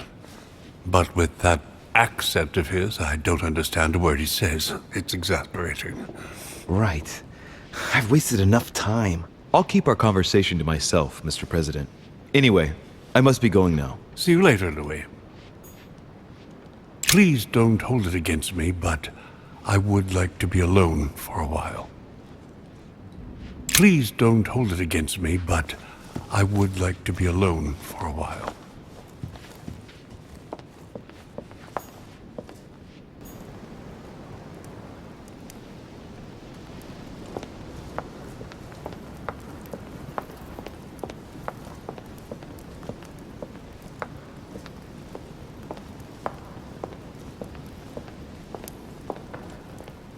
Louis, I was sure you would stay. I'm proud of you. You've made the right choice. You must have been disappointed not to have been able to speak to Sarah one last time. I would have liked her to tell you herself. Well, I guess I'll never know now. True. Even so, there is one more thing I haven't told you about her. Sarah was my daughter. What? But why didn't you tell me the truth about her? I thought that might be too many truths to absorb at one time. I intended to tell you afterwards. You were in a hurry, so I made a decision. You've been able to understand and choose for yourself. How do you feel? Hard to say. Worried. I wonder where it's all going to end. What could be more normal? It may have been a bit brutal, but you've just grown up in a very short space of time. From now on, you can influence your own future. I will guide you. We've all the time we need. You're not the first to make me that offer. What do you mean by that? Your brother, Sir Gregory. Gregory. Why am I not even surprised? What did he say?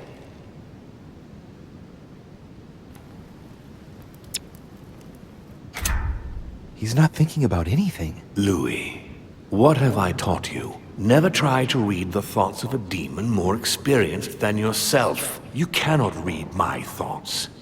Why won't you learn your lesson? This is the last time I will warn you.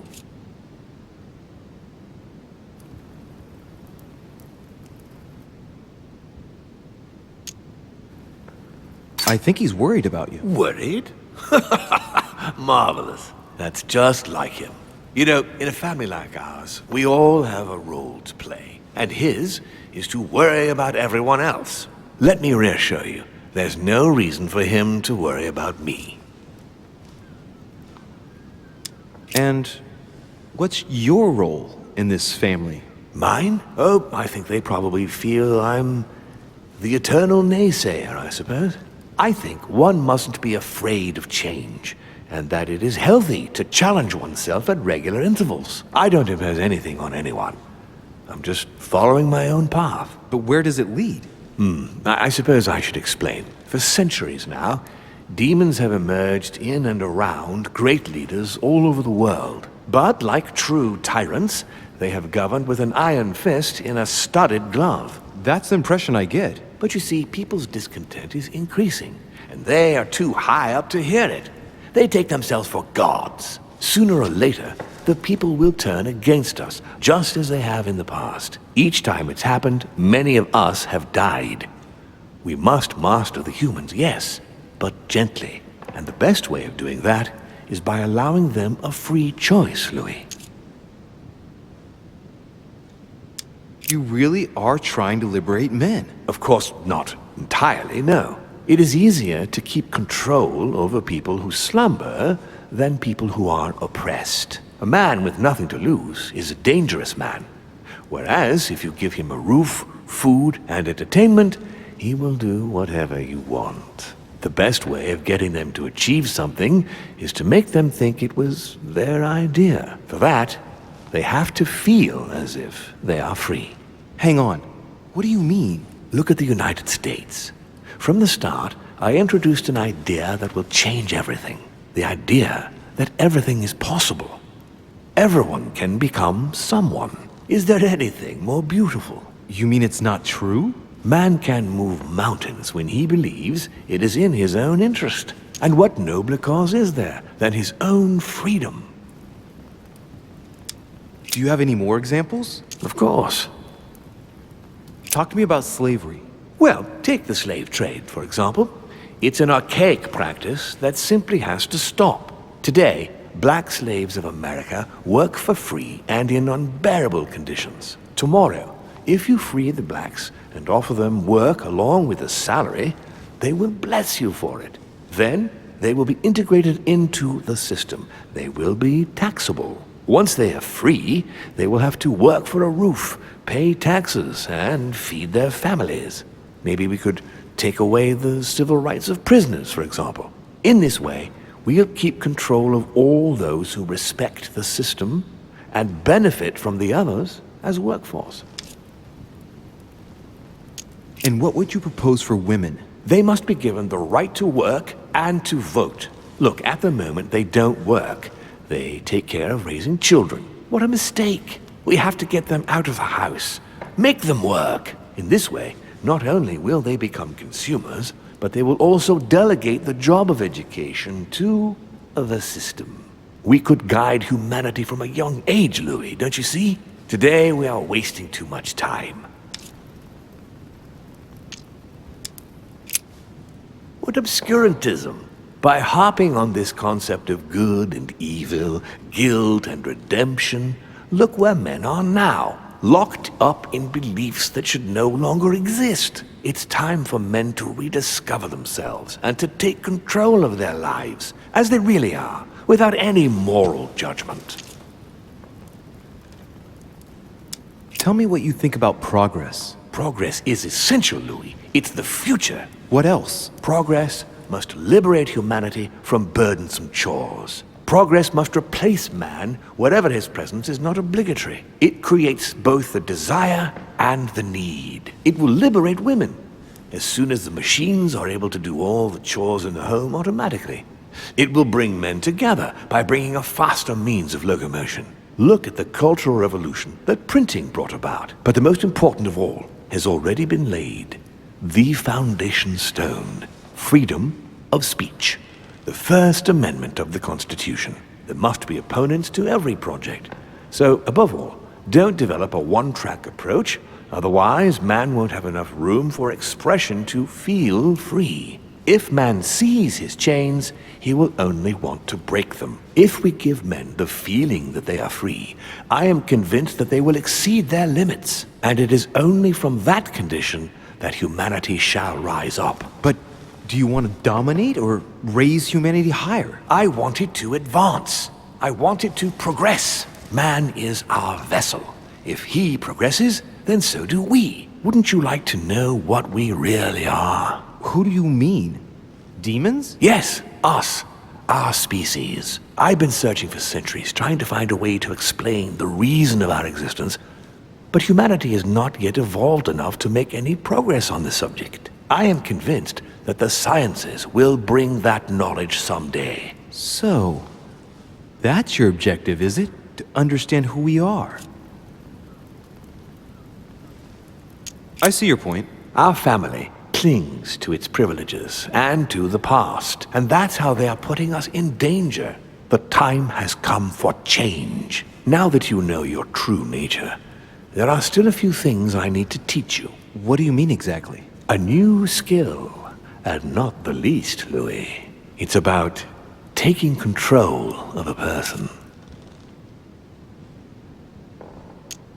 I don't see how I could do that. I shall help you the first time. How do you do it? It's an animal resonance. How it works is still a bit unclear even to us. Like a wave or a sound? That seems the most likely, yes. In my opinion, demons are capable of tuning their psychic frequency to that of others. That is why, for example, I tend to surround myself with deaf and dumb servants. The servants dressed in black. I infiltrated them. I opened a channel between them and me, and then I deprived them of speech and hearing. This way, no other demon can turn them against me. Okay, let's not waste any more time. I deduce that you're impatient to master what's in store for you. That is good. I thought I'd mix business with pleasure for this first time. What do you mean by that? The conference will come to a close shortly, as you know. Not that I'm fed up with archaic diplomacy, but it's time to ensure the success of this project. To make this happen, I would like Piaggi to inform the Pope he has changed sides. You're going to use your powers to alter the votes? The real game is about to begin, Louis. Up till now, the guests have been sizing each other up. From now on, it's time for Gregory and myself to play, as well as you yourself. Now, here is my plan. I would like you to join His Eminence in his room. Just play along. We'll see when the time comes. Very well. And then? You're going to have to trust me. What we're going to do is painless for the human you are going to invade. Invade? Yes. You're going to enter his mind and take control. You're going to influence his actions and his psyche. Make him speak, then concentrate. You must focus on him in order to feel his thoughts. Then, while speaking, you must link with him. Once you're done, you will naturally find your way to the source and enter into his thoughts. But what if I fail? Trust in your instincts. You just have to let yourself go. You have the skill. Let your nature come to the fore. You'll see. If you fail, you'll be in for some light banter with His Eminence. That's all. There's nothing to be afraid of. Very well. Perfect. Go now. The Cardinal is in his room. You will have to write a letter to the Pope as if Piaggi had written it himself. In this letter, tell the Pope that whatever happens during the conference, he must follow my propositions. But be careful. In order to protect himself from counterfeiters, the Pope had Piaggi's hand tattooed with a symbol to be sure of his identity. You'll see when you're inside him. You'll understand. Once it's written up, just bring it back to me, and I'll send it off immediately. All right, I'll take care of it.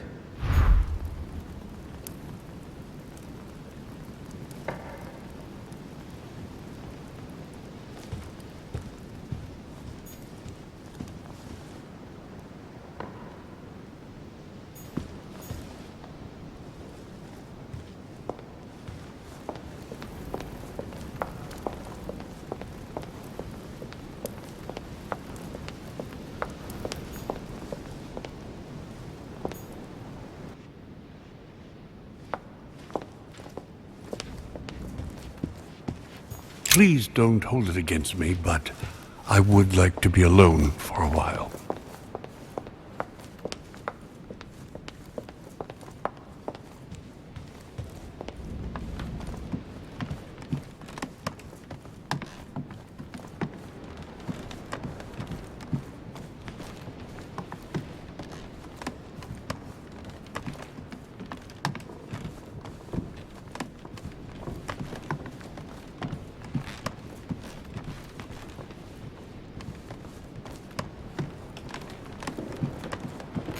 Monseigneur, His Eminence Cardinal Piaggi. Ah, well, Louis, what brings you back to my chambers? May I sit down? Of course, Louis. Don't you feel good? Yes, but if I'm gonna pass inside you, I'd better sit myself down first. It's nothing, don't worry about it. Well, what can I do for you? Right. Now I need to concentrate. I wanted to speak to you, Your Eminence.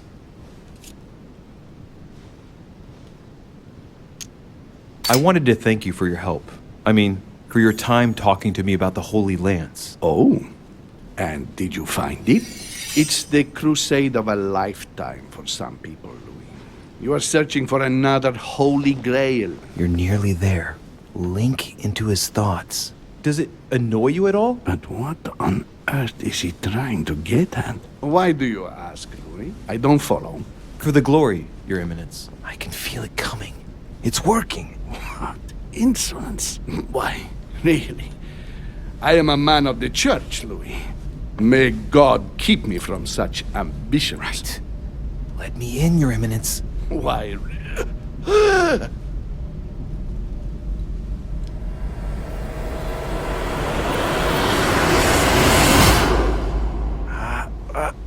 I've done it. I've done it, damn it. He was right. This is just crazy. I can't believe it.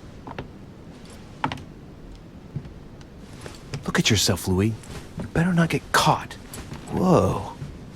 I still need to get used to this body. So, let's see about what Mortimer asked me. Right. Well, it's time I got started.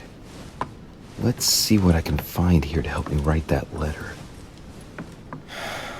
I have no means to validate my forgery, so I better take my time with it and not make any mistakes. There are 2 letters from the Pope on the desk. I should be able to get a clue or 2 by checking how well they correspond to each other. And here are 3 stamps. All are different.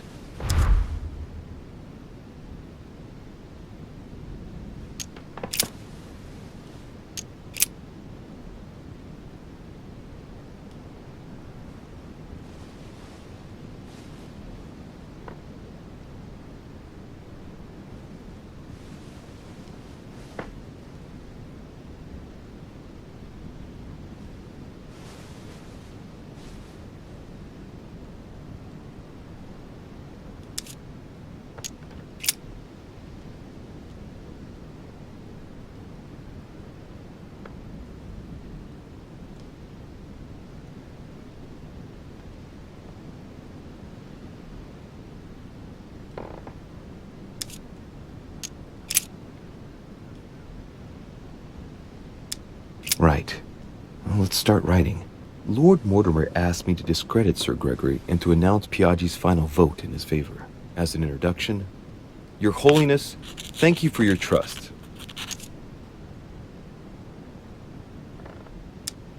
It turns out, now that I'm here, that I find Lord Mortimer's projects grant us many more advantages in comparison to what Sir Gregory had suggested. We are talking about the future of the Holy See. There. That should be enough to justify the change of vote.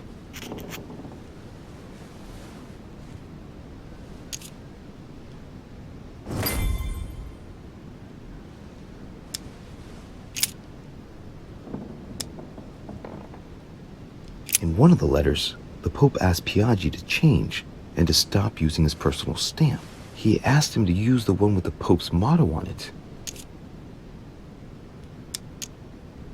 Must be in Latin. And I remember that. Flore in Domo Domini.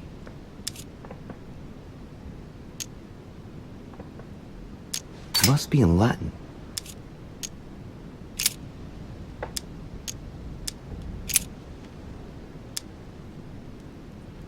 This seal is different to the one Piaggi used for the letter he gave me. Yes, I'm certain of it. On it is written, Flore in Domo Domini. Latin, it blooms in the house of God.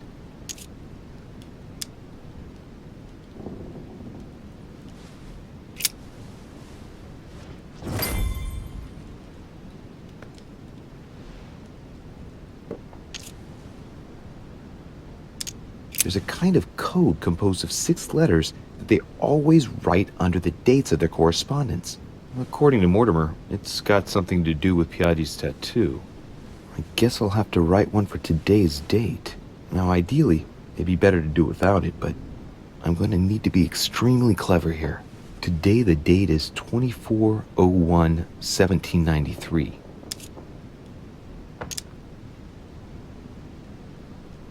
In the letters from the Pope, there are 6 letters just below the date, 2 just below the month, 4 others below the year. Piaggi's tattoo. It must be used to establish a connection between the letter of the concentric circle and the numbers shown in the middle. Some figures are the same in both codes, yet they correspond to different letters. The day is not translated. That must be the key to the code. Today the date is 24/01/1793.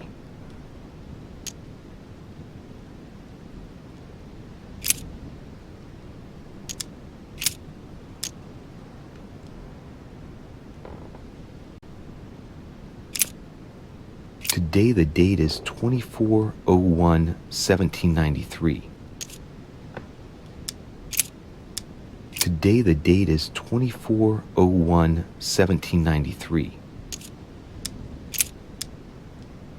Today the date is 24/01/1793. Today the date is 24/01/1793.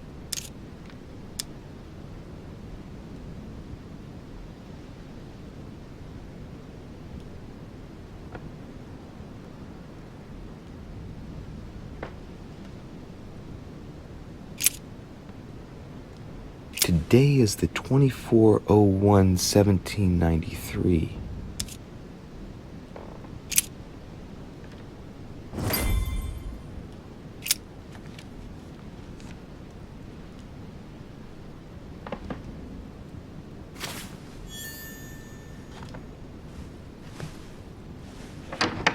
Your Eminence, all ready to send... What's he doing here? Damn it. That's all I need. Don't worry, he can't hear us. What do you mean he can't hear us? What's going on here, Piaggi?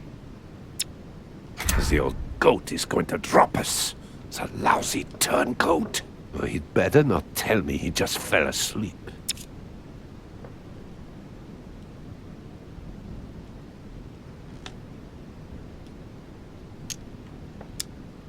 I don't know what to say. He was already here when I entered my room. I presumed he must be tired. Tired? Are you having me on, Piaggi? Or what? What? I wouldn't dare. I don't know what you're trying to pull, but I really don't like it. I was about to fetch someone to take care of him. Would you care to go? There he is. And there he stays. The perfect opportunity. What do you mean? It's been a while now that I've been hoping for a chance to get rid of him. Can you keep a secret? Of course, my son. Would you like to tell me under the confidentiality of confession? Ah, don't talk rubbish. I don't trust the little runt because he is Mortimer's son. Would you believe it? How does he know? Dear God, how is that possible? I am flabbergasted. We've wasted enough time. What if he wakes up? If you don't want to get your hands dirty, just turn away and leave everything to me. This is not a decision to be taken lightly. You're defending him now. What are you talking about?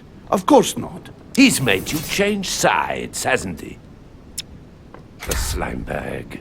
He works for Mortimer. Good thing I already tried to warn Gregory.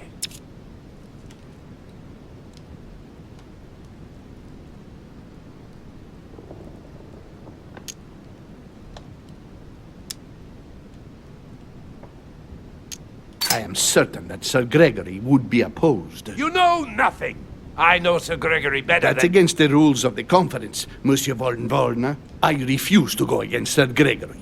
Right. Monsieur von Wollner, I always act in the best interest of all. I assure you Everyone's entitled to an opinion. You must have lost your mind to want to take such an extreme course of action. No one's asking you to help me do it.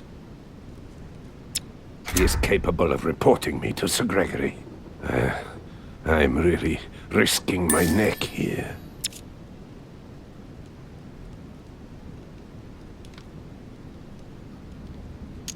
If you commit a murder, I will report you directly to King Frederick. I fear nothing, imbecile. The king is my friend. He will never believe you. Listen carefully, Piaggi. If you say anything, you'll be the one they find dead in your bed. Huh? Now, just turn around and let me handle this. Don't touch him! Out of my room! I don't know what the two of you are up to, but I'll find out sooner or later. Right. Time for me to get back into my body.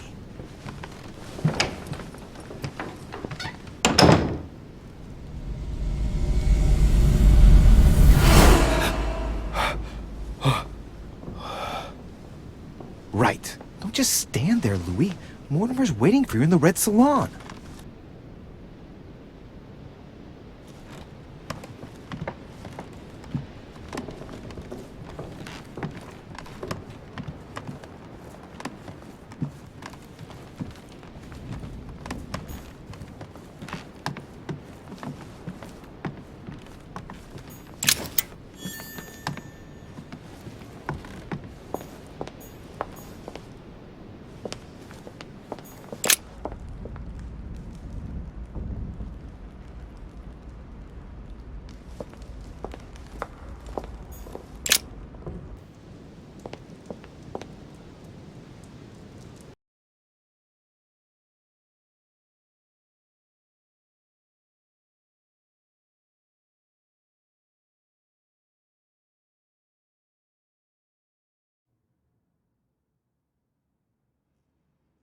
So, Louis, what was your first time like?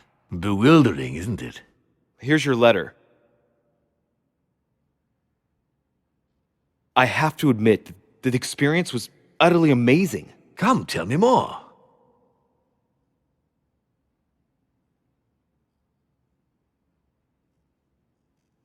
Well, honestly, my stomach was just turning in circles. That reminds me of my first time. Ooh, but you did it. Gregory, what can I do for you? I've just come to make sure dear Louis has all the information he needs. Needs for what? You are free to make your own choices, William. I would like the same for him, too. There's nothing I want more, Gregory. Your schemes will lead to your demise, brother. Don't involve Louis. He has nothing to do with all this. The end of the conference approaches, and this masquerade will soon be torn asunder. Don't drag him down with you in your disgrace. Oh, ye of little faith. On the contrary, brother, Louis has just entered the family. Give him a chance to find his place. His place? What place is that? At the end of a leash, like all the others. Don't listen to him. He's angry with our father. And with good reason. He governs us in the same way he governs humanity. Through fear and submission. Same old tune. When will you understand that it's necessary to impose order for things to move forward properly? You are under his thumb and proud of it. Open your eyes, for crying out loud. His whole system has become outdated, and he's too old to see it. He will lead us to our demise. Here he goes with another of his grand speeches. William has always been fond of staging big scenes. It's his theatrical side. Does he have an inferiority complex? I've told him time and time again, Louis. He always has to take it one step too far. How dare you? You are blind, brother. Even if the evidence bit you on the nose, you still wouldn't see it. I feel sorry for you. Tea is drunk hot or not at all, William. When will you learn?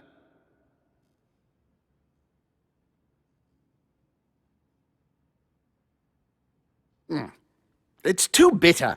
You shouldn't let it brew so long. I knew you'd be coming along. You are so predictable. Methodical, I would say. Things must be accomplished in the right order if we want the world to keep turning as it does.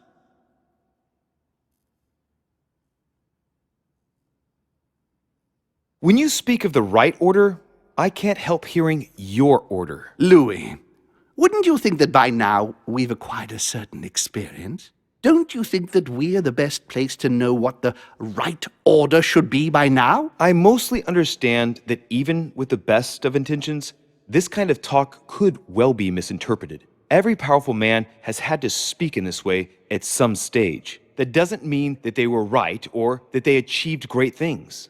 Take the kings of France, for example. They weren't all good monarchs. You see, Louis, Gregory came here to make you change your mind. It's time for things to change. I acknowledge Father has done many good things for humanity, but his time is over, and now he must pass on the torch. That's enough. There, Louis. That's the pathetic example your father has to offer. I really am sorry about what happened to you. You don't know our family yet. We can't have given you a very good impression, but bear in mind that we are all against William's project. On the contrary. If he insists on going through with it, we will have no other choice than to intervene by force. Consequently, my dear Louis, you're going to have to choose sides. I would much rather have met you in different circumstances. There you are, Louis. See what happens when you don't follow their orders to the letter. Louis, I'm afraid the time to decide is now. If you follow William, he will drag you down with him. If, on the other hand, you support me, I can assure you that nothing will happen to you. You won't be blamed for your father's errors. Ah, the masks are off. I offer you liberty. He obliges you to choose, and shamelessly asks you to betray your own father. That is their true face. Right. Before I answer, well, I'd better think it over very carefully. Do I intend to embrace my demon nature and take my place on the chessboard? Do I stay out of it and do my utmost to stop them? Or do I renounce my nature and do all I can to stay human? It's useless trying to resist my true nature. I'm a demon. May as well accept it. The sooner the better. Even if I continue to live as a human, all my friends and acquaintances will inevitably end up dying. And I'll be left on my own, forever. I'm a demon and I have to behave like one. The sooner, the better. So? What do you choose, Louis?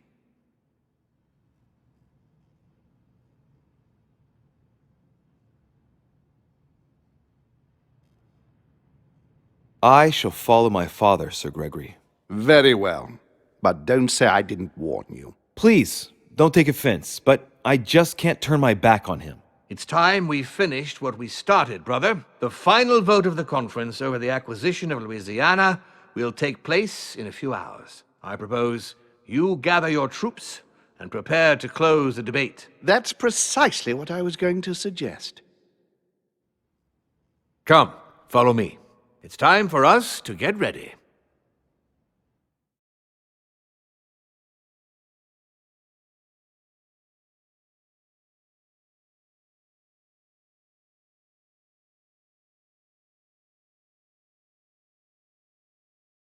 Do you really think we have a chance of winning? A chance? You don't know me very well, Louis. We are going to win. But it only takes one person to vote against us, and we'll have lost. That's true. That's why none of them will. Why? Because I have an asset that they do not. Which is? You. My friends, prepare yourselves. The conference is about to resume. The time has come to lay down all our cards.